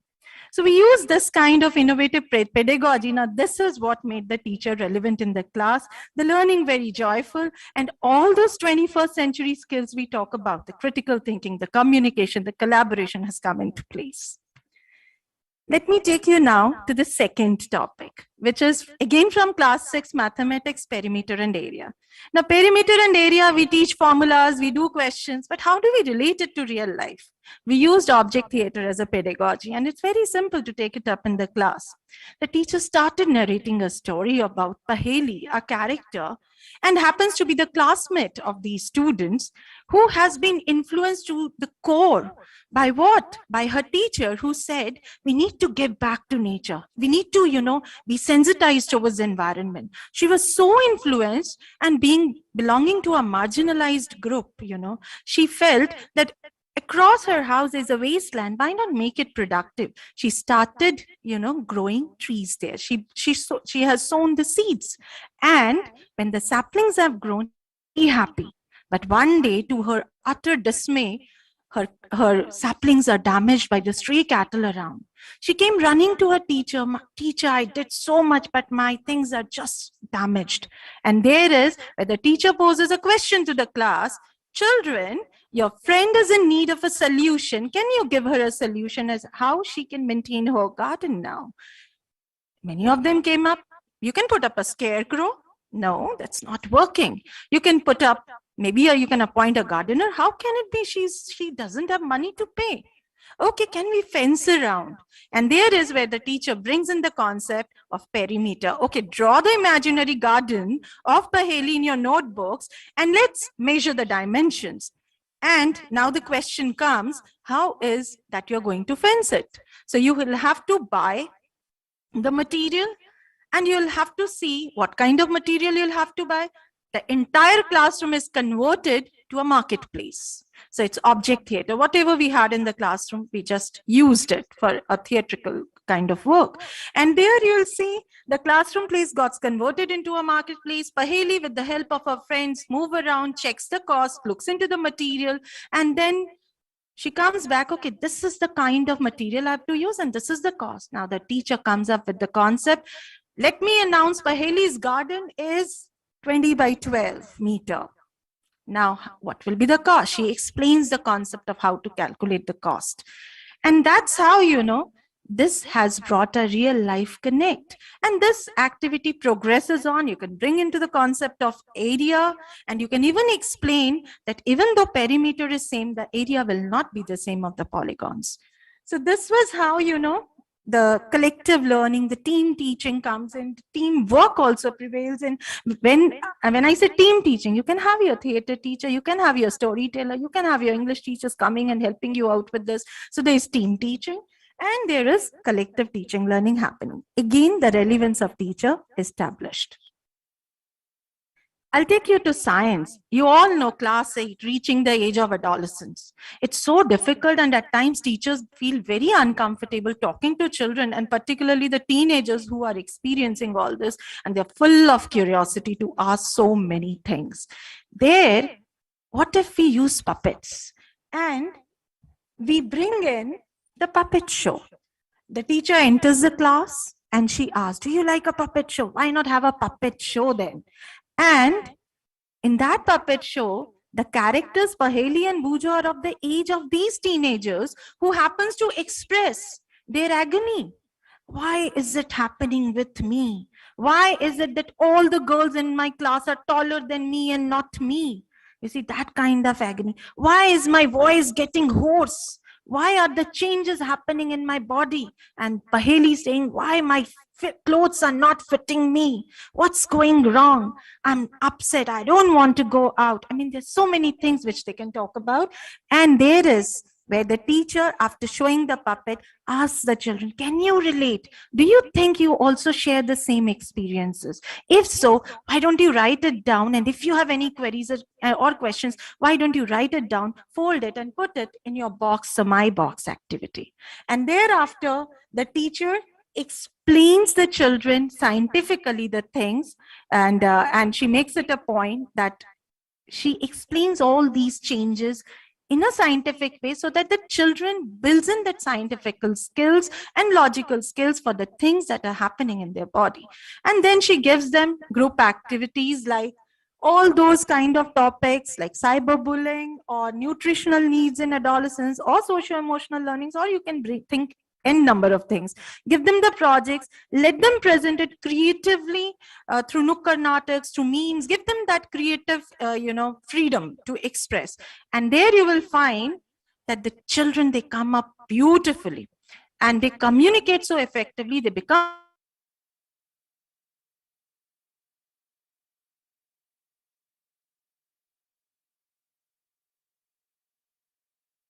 to take up your issues one after the other. You answer now. You give your answer and you'll find the children actually opening up, looking the things into a new light. I'll be very happy to share some of these children. They have volunteered themselves as peer counselors and peer mediators that, yes, ma'am, we are ready to, because we think we'll be able to help our friends who are in distress because of all this. And assessments, of course, they go side by side. I'm not focusing on that, but yes, there is assessment as learning, for learning, and off learning happening all the time. I'll move to mathematics. Ma'am talked about embodied learning, and that is what we have used here as with sports integration, the chapter of trigonometry, height and distance, angle of elevation.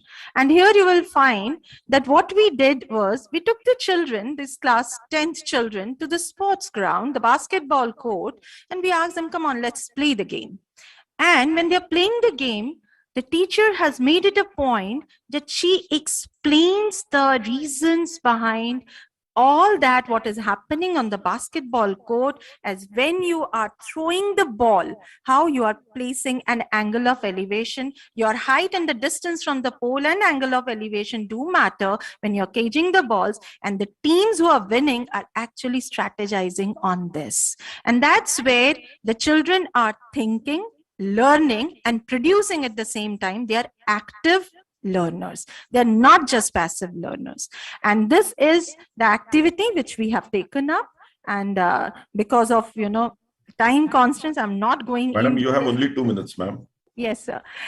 And now we have class 11 chemistry, classification of elements, periodic table. You know how difficult it is to learn the elements and the atomic numbers. We thought, why not bring in gamification? I'll be very happy to share. We have designed this game and it has won in the Toycathon also. This is fun with elements. And what we did was we have used the periodic table game as a board game. We have also used it in online, offline mode during COVID in blended form. And here the 4 players, when they play, and their dice, when they roll, they get onto a particular atomic element, they get to the atomic number, they move into the trajectory. And then there are questions related to science whereby the children are answering the questions. And through iterations, what happens? The things get registered. You're not to put in efforts to learn all those games. So that is gamification where we have brought in, and I can very happily and confidently say we established the relevance of teachers here, and we have made learning very experiential as well as a joy for children. Learning was fun. I just want to exhort you teachers, take freedom to commit mistakes, because with mistakes you learn and you make learning very joyful, and that is when you become design scientists. Thank you so much.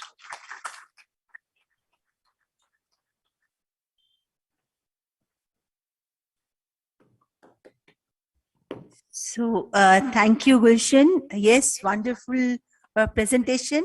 And we also felt joy in listening to your presentation. So now I would like to invite Jasneet Kaurji. She is a passionate mathematics teacher with a researcher mind, having 13 years of experience of teaching mathematics across school grades and teacher education environment. She has recently joined SCRT Haryana Gurugram. Her keen interest area is to study students and teachers' mathematical thinking and to work on mathematics explorations. She has been a part of many mathematics education projects at state and national level. So I would request Jasneet ji to make her presentation.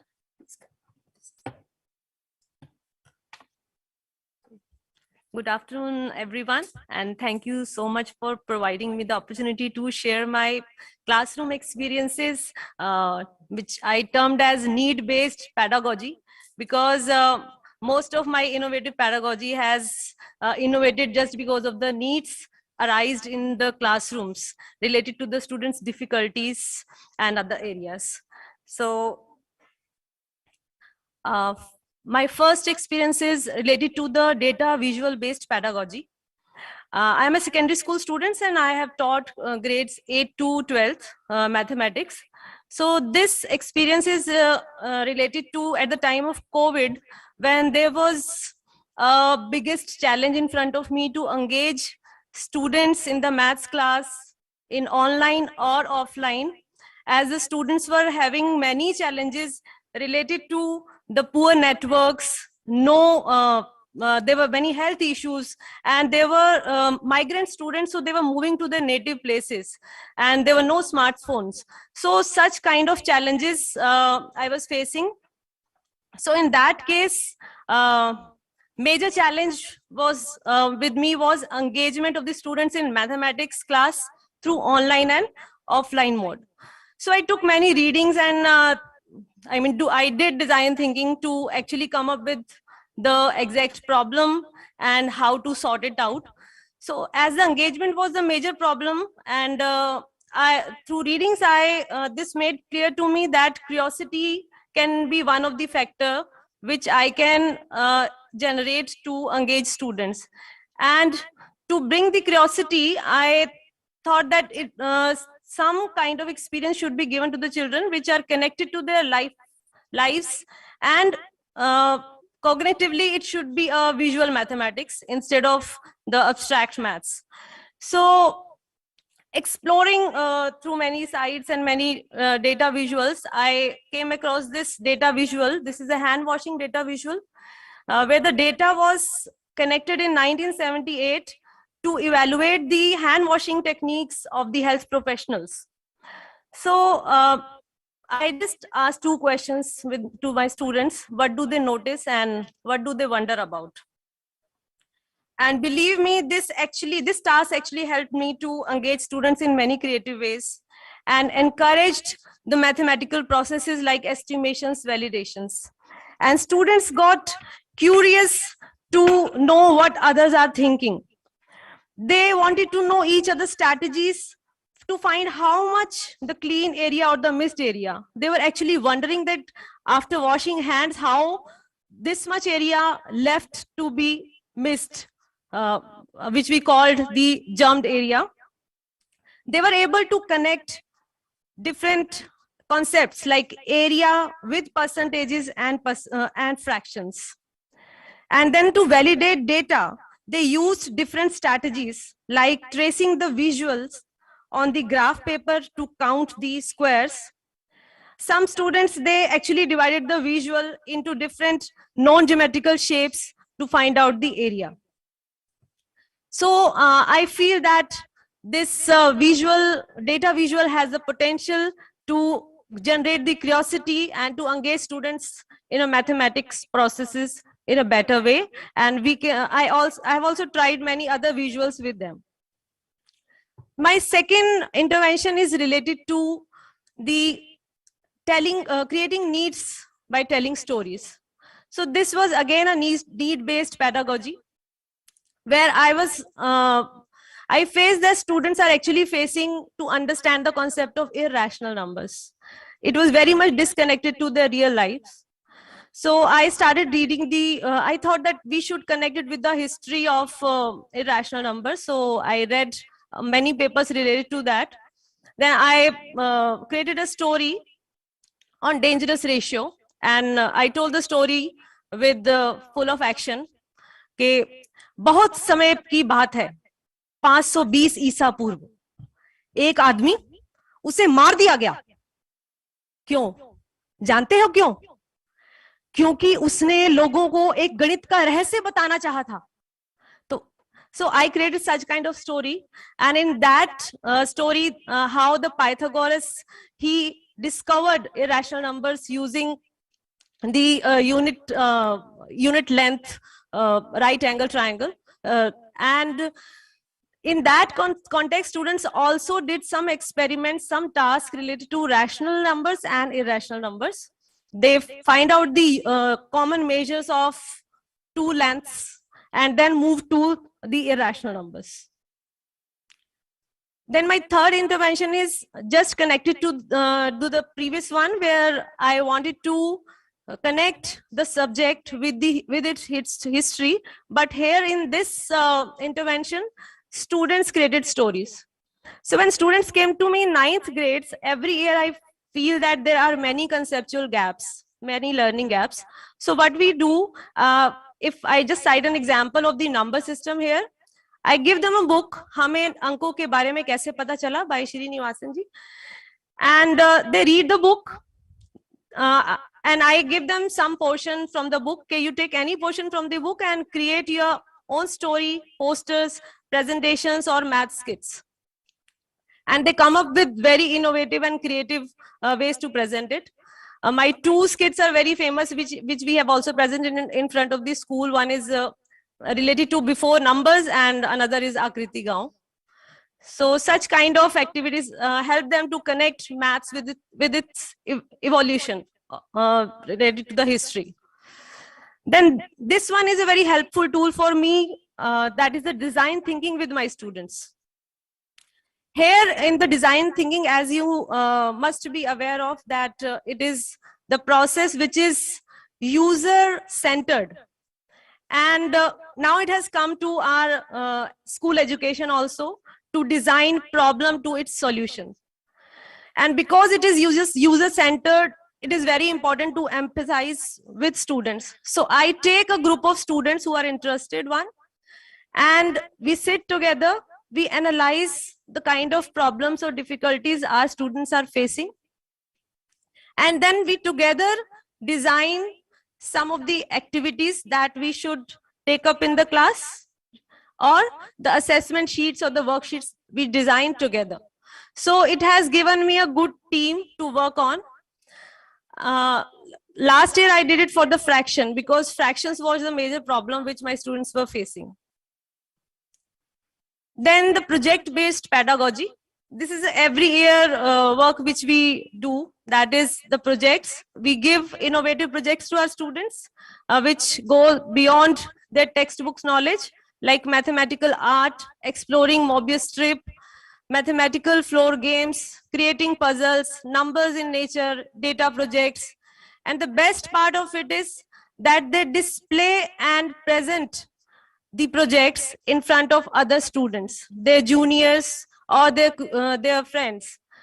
And they also conduct workshops of the session with the junior students. For example, if they have made a project on mathematical art, and some of the students, junior students, really liked it and want to learn about the kind of tessellations or the Escher art, then the workshops are given to the students. So such kind of pedagogy, project-based pedagogy is used in my class. And last but not the least, the very important one, that is math explorations through the dynamic softwares and ICT. Now it has become the integral part of my classroom teaching. Though I learned all these ICT tools during COVID, and thanks to NCERT, they have provided us so many platforms to learn these tools. So I used GeoGebra applets, logo turtles, like open resource there in the TIS clicks, FET simulations, different games which are there, specifically police squad game for quadrilateral, which has helped a lot for my students to learn the hierarchical classification of the quadrilateral. So these are some of the experiences which I wanted to share with you. Thank you so much for patient listening. Thank you.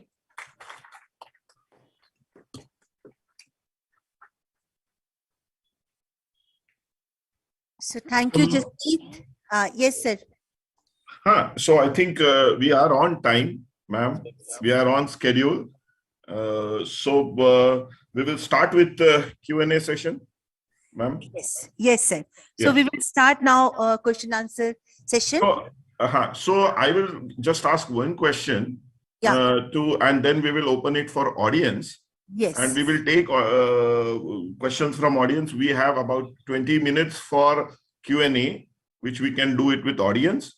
So we can take 5-6 really good questions, and we can have a good discussion before we proceed for conclusion.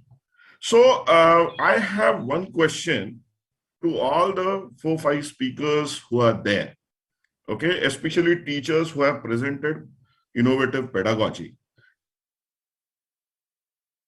Is that Your presentations were extremely impressive. You know, the kind of models which you have evolved were really very good.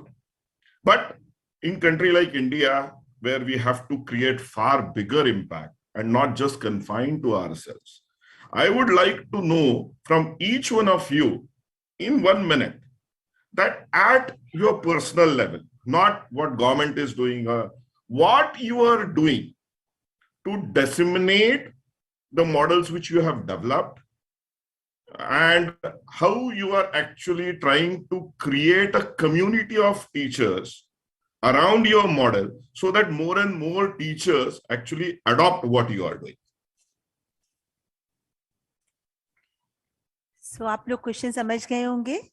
So आप लोग 1 minute अगर answer दे, आपके पास cordless mic है. So I think can we start with Dennis?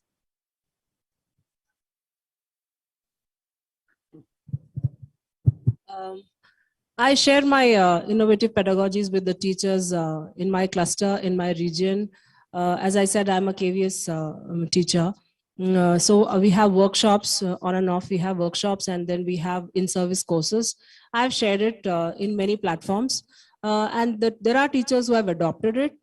They find it very easy for them. I mean, I have given them ways to adopt, simpler ways to adopt.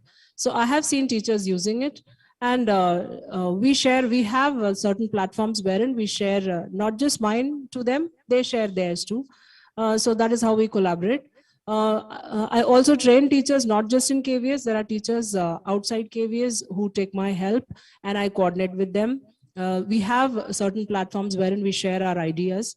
And yes, my innovative ideas, pedagogy has been adopted by a few of them. Thank you. Sir, हम लोग हर month हमारे यहाँ शिक्षक संकुल meeting होती है, जिसमें हर school से कुछ टीचर्स आते हैं subject related.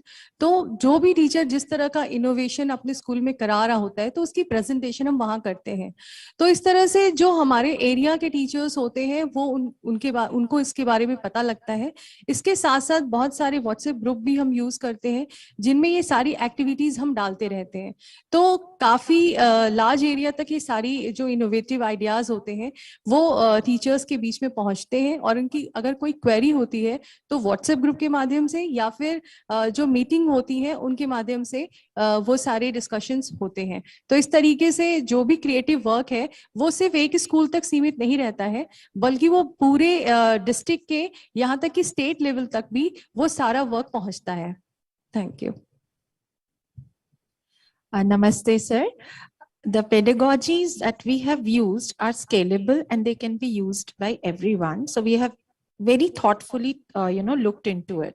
Now, how do we spread around the word of using innovative pedagogies? First, starting at my school level, we have regular, this sharing of experiences with the teachers in our department meetings and whole school meetings.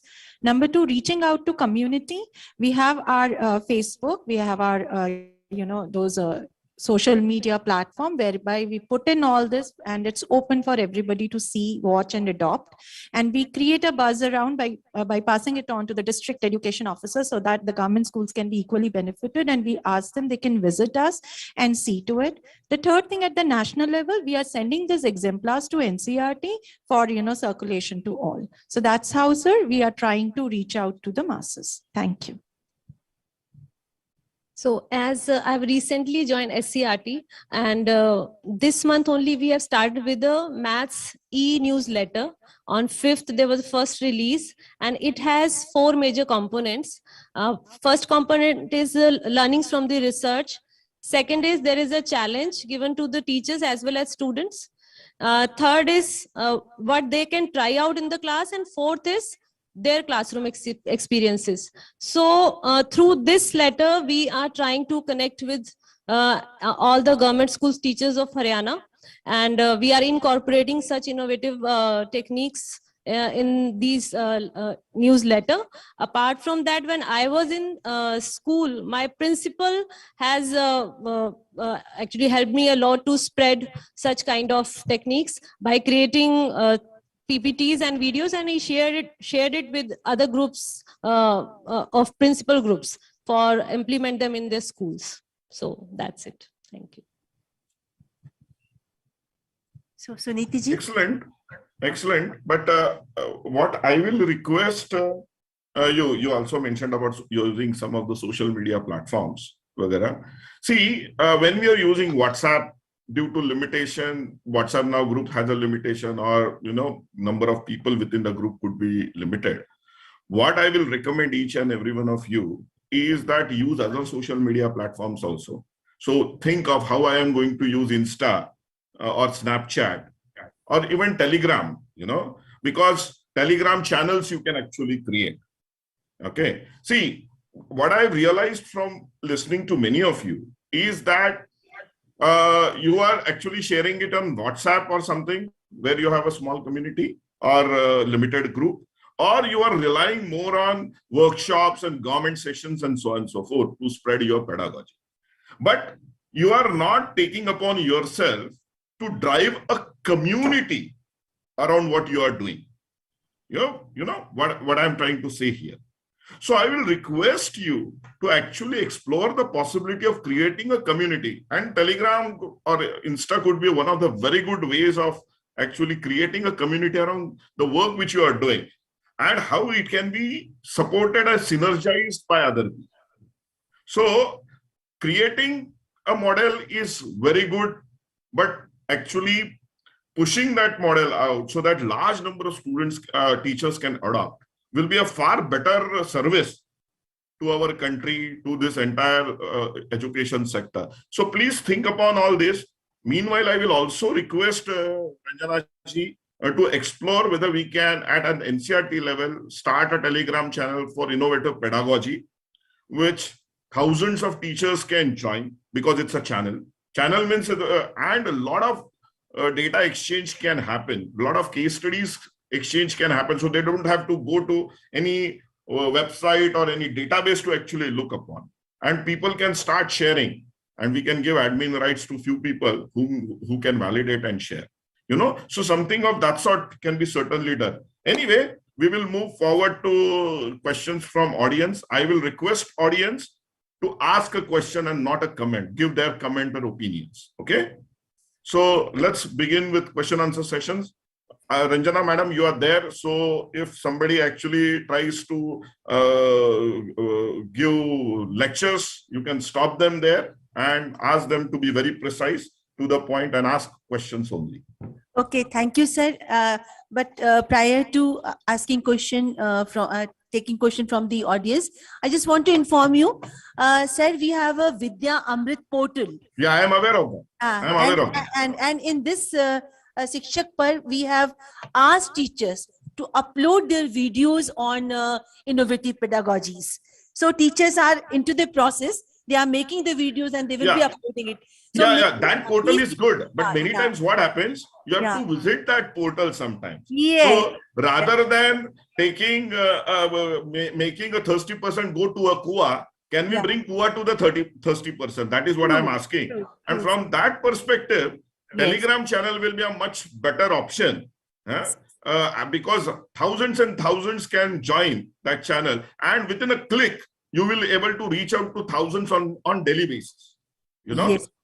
So CIT NCERT will be trying to create that channel so that more and more teachers join, and we will be benefited. So thank you, sir. Now I would like to take questions from the audience. And one question we have got on YouTube channel from the audience who have connected through online. One audience is asking this question, that how can I become a best learner and teacher? So who will be going to answer this question? So, मैं कैसे सबसे अच्छा सीखने वाला बन सकता हूँ और सबसे अच्छा टीचर बन सकता हूँ? ये क्वेश्चन है हमारे ऑडियंस का. Yes, बहुत brief में question. Yes, ma'am. Teachers have to be learners first. It's only then that you can, share the things with your learners. So in order to be the teacher and the learner at the same time, you'll have to work, number one, with very open mindset to learn day in, day out from everyone around, including your learners. It's only then you'll understand and relate with them better. Number two, use methods and methodologies whereby there is an exchange of ideas rather than just a one-way transaction. So when you involve your children in the teaching learning process, you become a learner and a teacher at the same time. And probably over the time, if you keep yourself open to learning, you will one day definitely develop as a good teacher. But one thing which is very important is that the compassion you should have for your learners, and that is what will make you a great teacher. Thank you, Gulshan. So now, audience, if you have any question, please. Very brief, 1 or 2 lines, but we will be happy to take your questions. Madam, take alternate, 1 male, 1 female. Okay. Okay. So we should give enough opportunity to everyone, every gender. So first and second hand is from females only. Okay. Please. Good afternoon, everyone. I would like to ask this question, that as a school head, when you are, I'm Dr. Jyoti Gupta, and I want to ask that when as a school head, you are, expecting the teachers of the school to use the innovative pedagogies, how do you ensure that, the teachers are implementing it in the classrooms? How are they, how do you ensure that it is a part of their lesson plans? So the principal cannot be everywhere, but how do you ensure that? This question is for me. Actually, you see, the thing is this, you'll have to develop a very good system wherein there's a lot of monitoring. Simply, if you leave it to planning and planning only, and without controlling, the planning becomes a futile exercise. So the first thing is, when the teachers are coming up with kind of technologies, you'll have to be there, understanding their perspective. And when they take it to the classrooms, you have their peer teachers who, who sit there and they come up learning from each other and then reporting what went well in that. And of course, I have a school course system where my children, the students, they come up evaluating on the pedagogies used in the classroom in a way, not rating the teacher, but just stating what did they like in that lesson, what really was very interesting. So when you have those reflections coming to you, you can actually ensure learning is happening in the classes. You see, you will have to first take in a pre and a post analysis kind of thing. So when a child is promoted from one class to the other, what are the entry level of, what is the entry level of the child? If you know the entry level of the child, and when this particular topic is delivered to them through a particular pedagogy, it can be an innovative, it can be a normal routine pedagogy, and post analysis when you do. And that post analysis is not always a pen and paper test. That is, as a principal, you take rounds and you enter the class and you talk to them. Okay, this was what was done in the class. What is that really went well? When you have those kind of interactions, you need a personal touch for it. Moving into, means there's nothing much, 5-10 minutes to any of the sections you enter, and you have an interaction with them. Teacher has done this today. So what was the best part of it? What was your aha moment? And what was that you carried along? So I think that kind of, things ensure besides the systems that you have in place. Thank you, Gulshan, and thank you, Jyoti ji. So now, another question? Yes, please, sir. My question to all of you, I'm especially Madam Gulshan Kaurji, you said that you turn your learners into deep thinkers. Have you tried to document the process? How does your teaching bring about a change in the behavior of students? This is to you also, and others also can respond. How their teaching brings about a change in the behavior of students? Number one. Number two, linked question is that, do you come across any challenges? And how do you overcome those challenges? Number 3, that's also a linked question. Do you visit different schools or different groups of students or deprived students who are in distress, who are in need and who do not have access to resources, teaching learning resources, who do not have that environment? How do you use your pedagogy, innovative pedagogy, in those different situations, which are far more challenging than the situation prevailing in your schools? So these 3 linked questions, I would request all of you to, apprise us or to enlighten us on your pedagogy. That relates to implementation of the pedagogy, not the description. You have given a remarkable description. How do you implement the strategies in different situations? That's all. Okay, thank you, sir. I think to save the time, one by one link question you can answer. Okay, we can start from Shweta. Sir इसके लिए generally ज़्यादातर बच्चों तक हमारी innovation techniques पहुँचे तो कई बार हमने मोहल्ला क्लास भी ली है ताकि उन बच्चों तक भी पहुंचा जा सके जो कि रेगुलर स्कूल नहीं आ पाते हैं।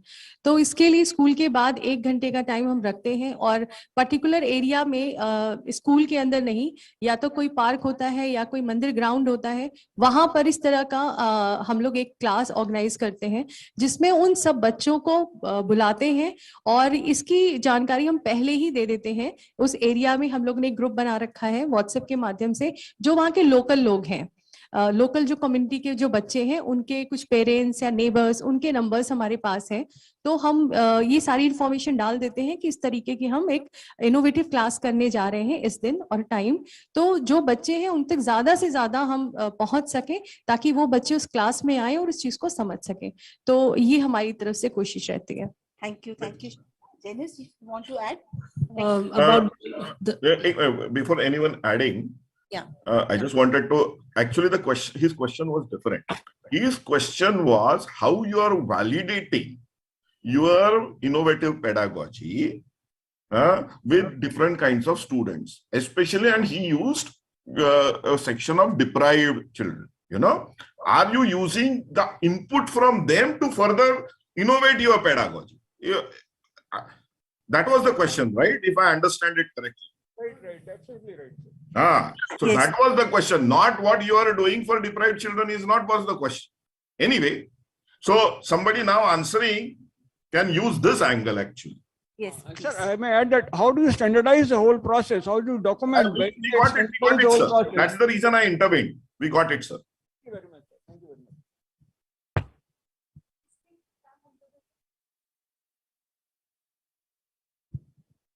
इसके लिए कई बार हम बच्चों का असेसमेंट करते हैं, डिफरेंट सिंपल क्वेश्चंस के माध्यम से हम बच्चों का लर्निंग लेवल क्या है इसकी जानकारी पहले इकट्ठा करते हैं, उसको डॉक्यूमेंट करते हैं और उसके बाद जब हमने इस तरह की क्लासेस ली उसके बाद बच्चों की ग्रुप एक्टिविटी कराते हैं जिसमें हर एक बच्चे ने क्या सीखा इसके बारे में हम लोग चर्चा करते हैं। अगर किसी बच्चे को कोई कहीं समझने में समस्या आ रही है तो फिर उसको उसके आईक्यू के अकॉर्डिंग हम उसे समझाते हैं ताकि वो जो एक्टिविटी हमने कराई है उसको वो अच्छे से समझ सके। तो इस तरीके से हमारा एक प्री असेसमेंट भी होता है और पोस्ट असेसमेंट भी होता है। Thank you, Shweta. I think you got your answer. Maybe Gulshan or Jasneet, if they want to add something. Very briefly. Yeah, as the question is asked about the validation of this technique, I have not tried it with other students, but yes, for the data visual, I have analyzed the whole process and I actually wrote a research paper on that. So, and this is the one technique which I have used to analyze it deeply, doing the qualitative data analysis. And the second way is the expression of children and the kind of product they are coming up with, because most of my techniques where the students have to come up with something, like they have to create their own stories, they are doing design thinking with me. So in that case, their thoughts, their thinking are telling me how depth they are thinking. So I mean, there's no such limit to the depth as well. So good. Forward. Let's move forward. Yeah. Okay. May I answer his query? I think if he he's I still think- not satisfied, then we will ask questions. Yeah. So I think let's move forward because we will take more questions. Huh? Thank you. Thank you. Another question? Okay. Yes, please. Sir आपने अपना introduction नहीं दिया, बस एक. Okay, thank you. Doctor, okay, Dr. Naresh Kapoor. Yes, now please. Good morning, ma'am. इनको दे दीजिए cordless, yeah. Very good afternoon, everyone. My name is Manu Gulati, and I'm working as a teacher, and I'm also a researcher. Thank you, Dr. Abe. You, in the beginning, like what I found very profound was that you mentioned that we need education, but do we really need teachers and schools as they are in the current scenario? That actually threw a light in from the presentations from each speaker. I could understand that how to reimagine the role of teacher pedagogy as well. My question is, while we are reimagining the role of a teacher, how is your innovative pedagogy? Each one of you shared what you have been doing in the classrooms in school. How is your innovative pedagogy helping your students reimagine the role of a learner? That's my question. Is the question clear, or do I need to reword or reframe or simplify it? No, the question is very clear. Okay. So thank you, Manu. Thank you. Who would like to answer? Janus or Bhushan? I think we can start with Jacob because reimagining at different age will be different things. Yes. Okay. Huh? Okay. Thank you, Manu, for asking that. Reimagining the students as a learner. Gone are the days where children used to just memorize the questions and answers. All right. So it's not valid anymore. Just as the way it is not valid for the teachers to just teach what is in the textbook and to elicit answers from the children. So when we go out of our way, when we innovate and when we bring in diverse thinking, automatically that is passed on to the children. All right, they will, if it's a reading test, because I spoke about reading, the child knows that the teacher is not just going to ask the child to read the same text which he was practicing, right? So if the child knows the letters, the child knows the matra, the child knows how to read, I can give the child a new text. So the child will be prepared for a challenge that would be put on, a greater challenge which a teacher might put on the child. So the child knows that, okay, it is not the two sentences which I have learned in the class or practice it at home. Oh, bacha bina dekh ke, upar dekh ke bhi pad sakta hai. Okay, because the child has, rote learning has taken place. So, it's a challenging thing for the student also to be a learner these days. It is not just mugging up. It is not just, question answers and rote learning. They also have to be creative. They also have to be critical in the way they learn. So I think I have answered yours. Thank you so much. Please add if you want. I'll just add to it. It's not just that the teacher teaches and the learner learns. Learner learns in variety of ways. I'll just give you the essence of the quote in Mahabharata, where they say how learning happens. This was a question posed by Bhishma to Drona. And he said, learning, if I take it as a whole, there are 4 quarters of learning. 1/4 the learner learns from his guru. 1/4 of the learning he learns himself, self-facilitation. 1/4 he learns from his peers, and 1/4 he gets from the environment as he matures out. So if I have to reimagine learner, let me go back there and say my learner has to be a self-facilitator. My learner has to be a person who believes in peer learning and cooperative learning. My learner has to learn from the environment and also have to take it from the guru. And when it comes to developing deep learners, sir, it is actually this: when we make learning a complete whole is when the learner develops the deep thinking and learning.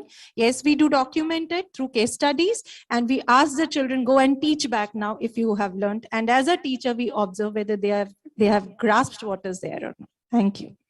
So thank you. I think, Manu, you got your answer. Okay. So next question. Yes, please. Namaskar Sabiko.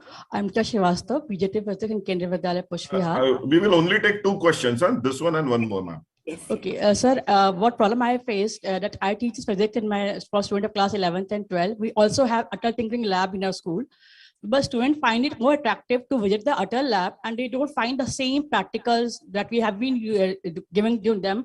For example, vernier calipers and the same circuits without digital equipment. They were more attracted to move toward the Atal Lab, but we are not so not trained in that. So how can we bring out innovative methods? The student can be attracted more toward the basic labs like physics labs or chemistry lab, the same kind of syllabus, same kind of old kind of instruments, which are not so attractive for the students. And they are most of the students are just copying the readings and they are just presenting the same for the exams only. Thank you. So अभय जी आपके लिए भी है कुछ question, इसका कुछ part आपके लिए भी है जी. So I will address them during my concluding remarks. Okay. Yeah. So please, anyone like to respond? Very difficult question. They are finding it very difficult. So now I think you have to respond, sir. Okay. Okay. See, when it comes, say I'm not a teacher. Okay. But here, what I believe is that you have to explore how you can make things interesting. For example, if you want a person or a student to come to chemistry lab, then you have to actually explore how you can make chemistry interesting. For example, different soils, when burned on burner, actually show different kind of light. Means the light is different, or the flame, color of the flame is different. So when you start playing around all these concepts, then yes, students will actually come. अपने घर में देखो लोगों को है ना match box जलाने में मजा आता है, ये करने पर they like to actually burn things. And so how you play around all these things, same happens with physics. So that is where your thought process is going to be extremely critical. Otherwise, tinkering lab में क्या है? Tinkering lab में 3D printer है, laser cutter है, या थोड़े से robotics की ये कि एड्रीनो बोर्ड दे दिया या Raspberry pi they the. They are far more complicated, but why they are attracting the students is because when they know that they will able to do things which will excite them. So unless and until we make our laboratory experiments really very exciting, people are not going to come. And the fault lies with us, not with them, to be very honest. And I will address how we can do this in a much bigger way when we are moving forward. Okay? Especially if the syllabus is the same, we have to complete the same kind of practicals as per CBSE norms. Absolutely. You have to absolutely, absolutely. So that's where your imagination comes into picture. Yes. You actually need to sit down with your students and with your teachers and work on each and every experiment. How I can make this more interesting. You can spin a lot of stories around it. At the end of the day, what you want to achieve is student doing that experiment. अगर titration कर रहा है तो titration कर रहा है, या slide बना रहा है तो slide बना रहा है, which a student need to see under microscope. But if you have a story woven around it, if you gamify, then students are going to they are going to get interested. So the thing is that whether you are giving enough thought towards all these things, if you don't think about making it interesting, and if you want CBSE or again NCERT to give you a ready reckoner, कि इसको ऐसा बनाओ तो student आ जाएगा, then the problem is with you, not with the students. Yes. Let me be very honest here. Yes. Thank you very much, sir. Sir, Gulshan wants to give a very practical answer, so maybe we can allow her. Okay, please, very briefly. Ma'am, take your labs to the kitchen of your house. And there is, relate it with the practicals that you're doing and extend it, that what the processes are happening in the kitchen, the extended work is in the labs. I think that will make it very interesting and they will find a connect as well.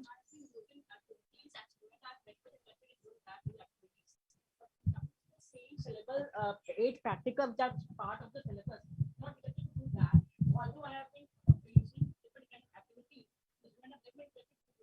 Ma'am, that excitement will build in, just that connect is required. And we have tried this and it worked. It actually worked. So thank you, Abhayji, Gulshanji, for giving beautiful answers. Now, one more question, and then that would be the last question.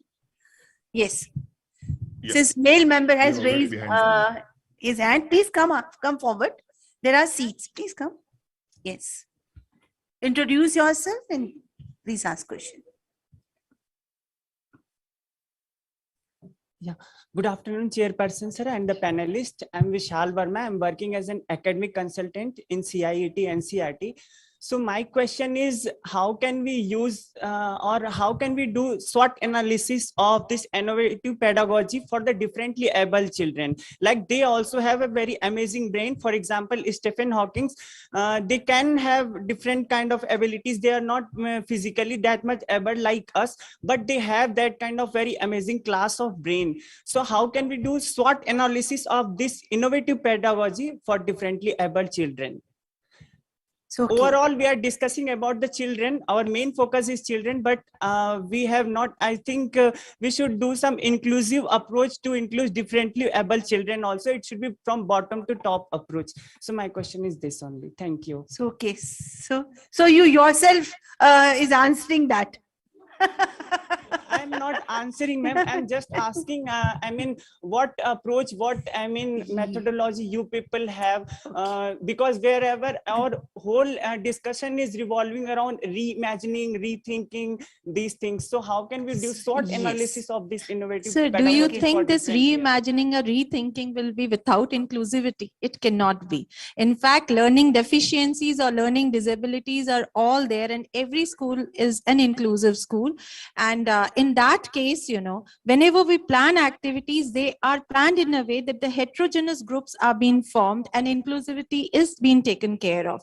Now, doing SWOT on it, that is the strengths, weaknesses, opportunities, and threats, what you're talking about for differently able children, or for, you know, we see they are differently abled in a way, but they are not disabled. So whenever we look into it, I'll give you an example. A child is blind, he cannot see. Now for him, if I have to bring in an art integrated activity, I can give him a sand pit to draw instead of colors and, you know, pencils to draw the things. So art integration will happen, but in a different way with him. So inclusivity is always there, and that is what we always take care when we plan activities in our classroom, catering to the heterogeneous groups of students who are present, and the learning is meant for home, right? So thank you, Gulshan. So I think you got your answer. So I think now we are concluding this question answer session. And thanks to all the participants who have asked very good questions and yes, made this question answer session successful. So now I would request our esteemed chairperson, Dr. Abhay Jeriji, for his concluding remarks. Thank you, Ranjana Madam. First, I would really like to say I really liked presentations, all 4-5 presentations which were given. And I believe that these techniques, these innovative pedagogical techniques which have been developed should be propagated further, should be actually taken to masses, so that many more teachers can go ahead and implement these technologies. But I would like to actually start with what the last person asked the question about inclusivity. And I would like to inform the audience here that moving forward, okay, in education sector, we are going to move towards personalized learning, where we will have to cater to person based on his ability to absorb things and based on his ability to grasp things. Okay? And when we talk about personalized learning, all these things will be taken care of. Inclusivity is intrinsic to personalized learning. There are a large number of platforms which are already out there, edtech platforms which are there. And if we can support many of these things with right pedagogical approach within our classrooms, then actually there could be a huge synergy. And the goal of personalized learning could be achieved without any problem, without any hassle. But as I was answering for the earlier question regarding how we can make things interesting, encouraging, there are problems, students not coming to classes, I will request you, all of the teachers here, to do a course on design thinking.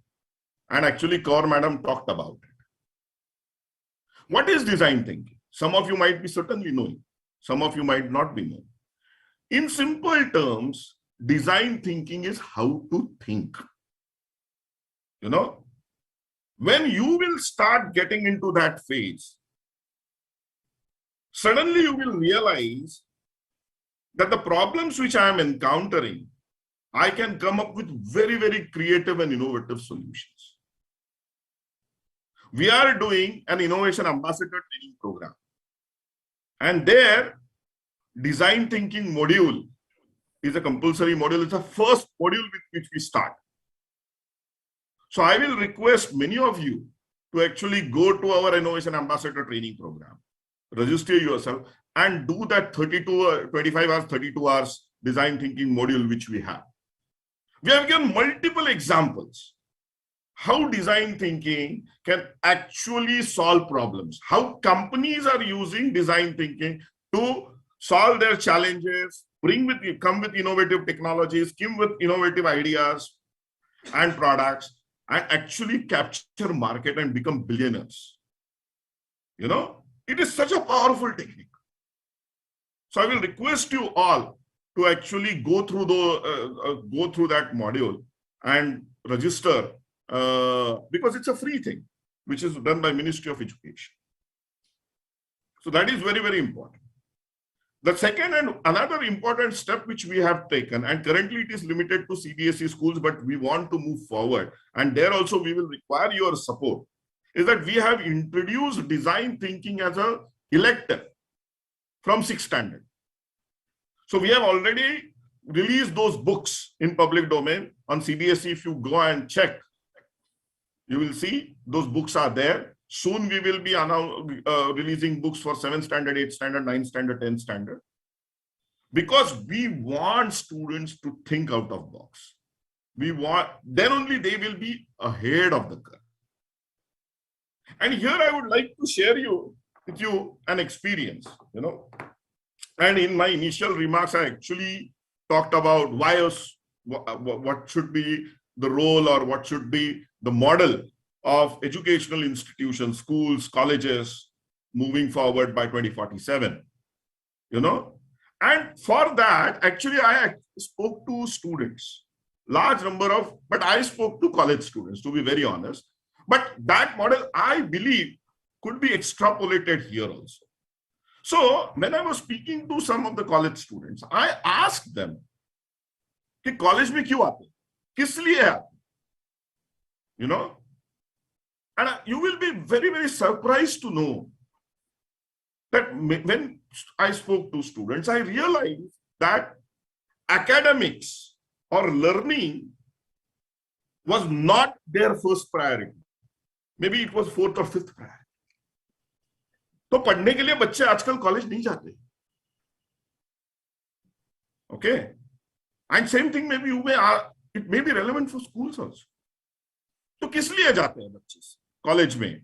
When I asked them, तो वो बोलते हैं कि the experience which we get, we are young kids, canteen में बैठना है, we participate in large kind of other activities, then presence of boys or girls around them, that kind of culture, opportunity to actually engage with opposite sex. You know, these were the considerations. ये कट्टे पे बैठना है, वो कट्टे पे बैठना है. It's a very place where we feel that we are at home, or we feel very secure. Then there are a couple of teachers with whom they are emotionally attached because they take care of their emotional needs, sometimes even financial needs. And that is the reason. Because बच्चों ने कहा कि if I have to learn something, I get much better content on YouTube or Coursera or Swayam. You know? So the question we all really need to ask is, if this is going to be the new priority of students, of parents, then are our schools, whether our educational institutes, are geared up for handling these kind of requirements? You know, as I said, I have spoken to college students, but you yourself can do an experiment where you can talk to 8th standard, 9th standard, 10th standard students and ask them, कि school आने के लिए what makes you come to school? Whether it's teaching, whether it's a teacher, whether it's some other things, and you will realize the answer may be completely different. And that answer might astonish you actually. So these are the considerations which are going to be extremely critical when you are looking for pedagogy, or when you are actually developing different models related to pedagogy.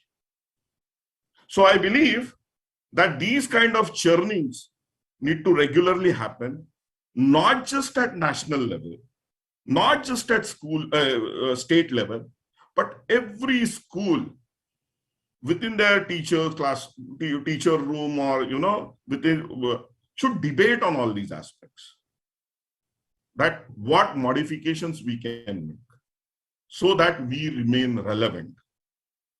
It's again, all these people think that innovative pedagogy and all this innovation, entrepreneurship, and those kind of things are buzzwords. No, they are not buzzwords.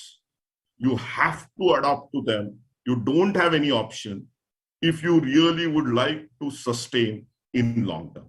So I think you will continue working on it. I think you will try to get more and more models which you can go ahead, inculcate, explore how you can tectonically shift or create a big change in the way you are actually delivering your courses or your lectures. I really wish you great luck. It's a great engagement platform. I think, as I said earlier, if NCERT starts something like a Telegram channel or for disseminating more and more information, then you will get a lot of innovative models on regular basis which you can get into. I wish you real good luck for your future, and even we will continue to interact in due course of time. So thank you very much. Really appreciate NCERT for inviting me, giving me this opportunity to chair this session. I wish you great luck. Thank you. Namaskar. So thank you, Dr. Abhay Jadeji. Wonderful concluding remarks. So we have some takeaway from this session. One is that, which is very important, innovative pedagogy, innovation, design thinking, coding, these are not the buzzwords. And we need to accept this reality. And of course, we need to adopt or adapt ourselves to these words, not only words, but the processes behind these terms. And we have to learn it.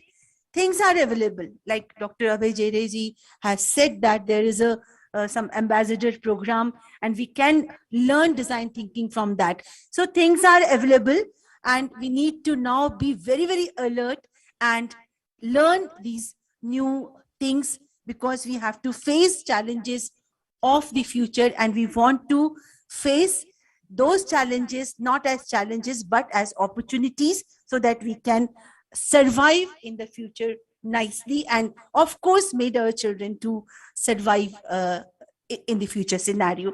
So these are some of the things we are taking away from here.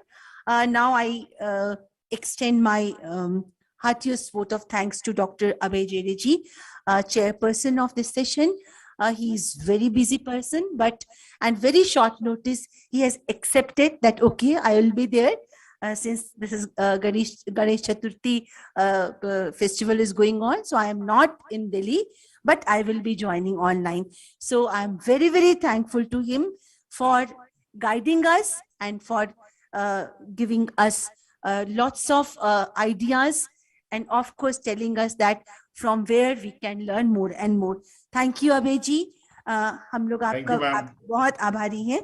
I am also thankful to Professor Shridhar Srivastava, Joint Director NCERT, and Mr. Vipin Kumar, Joint Secretary, Department of School Education and Literacy, Ministry of Education, for coming here, for initiating the session, and sparing time from their busy schedule for us.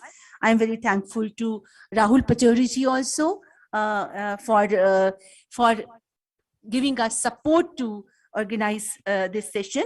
I am very thankful to Professor Suniti Sanwal ji, Head Department of Elementary Education, NCERT, for making a presentation on introduction of innovative pedagogy, what, how, and why.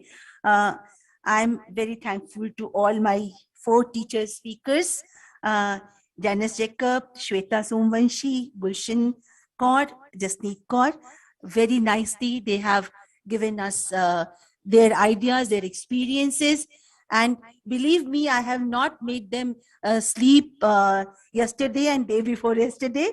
So we were talking, we were discussing, and 10 o'clock I used to send them a link, and they are coming with their presentation, and then again we discuss. And so I'm very sorry for that, but I'm thankful to all of you. And Janice, she's so busy in teacher award, but still she has made it possible to come here and present before us. I am very thankful to my 2 rapporteurs who are here, Professor Varda Mohan Nikalji and Dr. K.V. Sridevi. They will be now, their task is very difficult because so many ideas are here and they have to now report it. I'm very thankful to Chairperson CBSE, Chairperson Kendriya Vidyalaya Sangathan, and SPD Samagra Shiksha UP, SCRT, Director SCRT Haryana, for deputing our teacher speakers here on very short notice. I'm also very thankful to some of my colleagues who are here, Professor Amrendra Behra. Really, if he had not supported me, I could not have arranged this kind of session in very short notice. So he has provided me every support, he and his team. Dr. Angel is also here, Dr. Indu Kumar is also here for supporting us.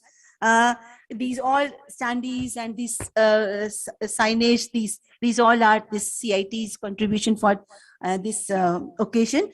I'm also very thankful to Professor VP Singh. I think you might have visited the stall. If you have not visited those stalls, kit, educational kit, publications and ICT, you please visit the stalls, because these are also leading to some of the innovation or innovative thinking. If you will visit that, and you will think and learn and use it in your school.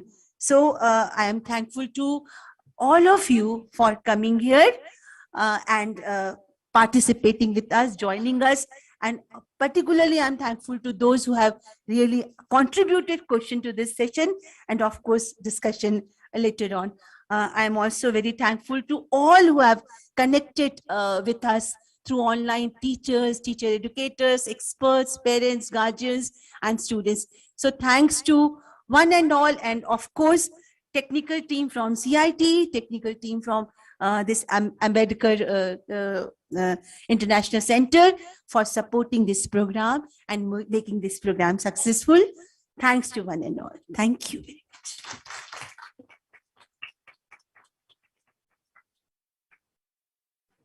Recording stopped. Yes.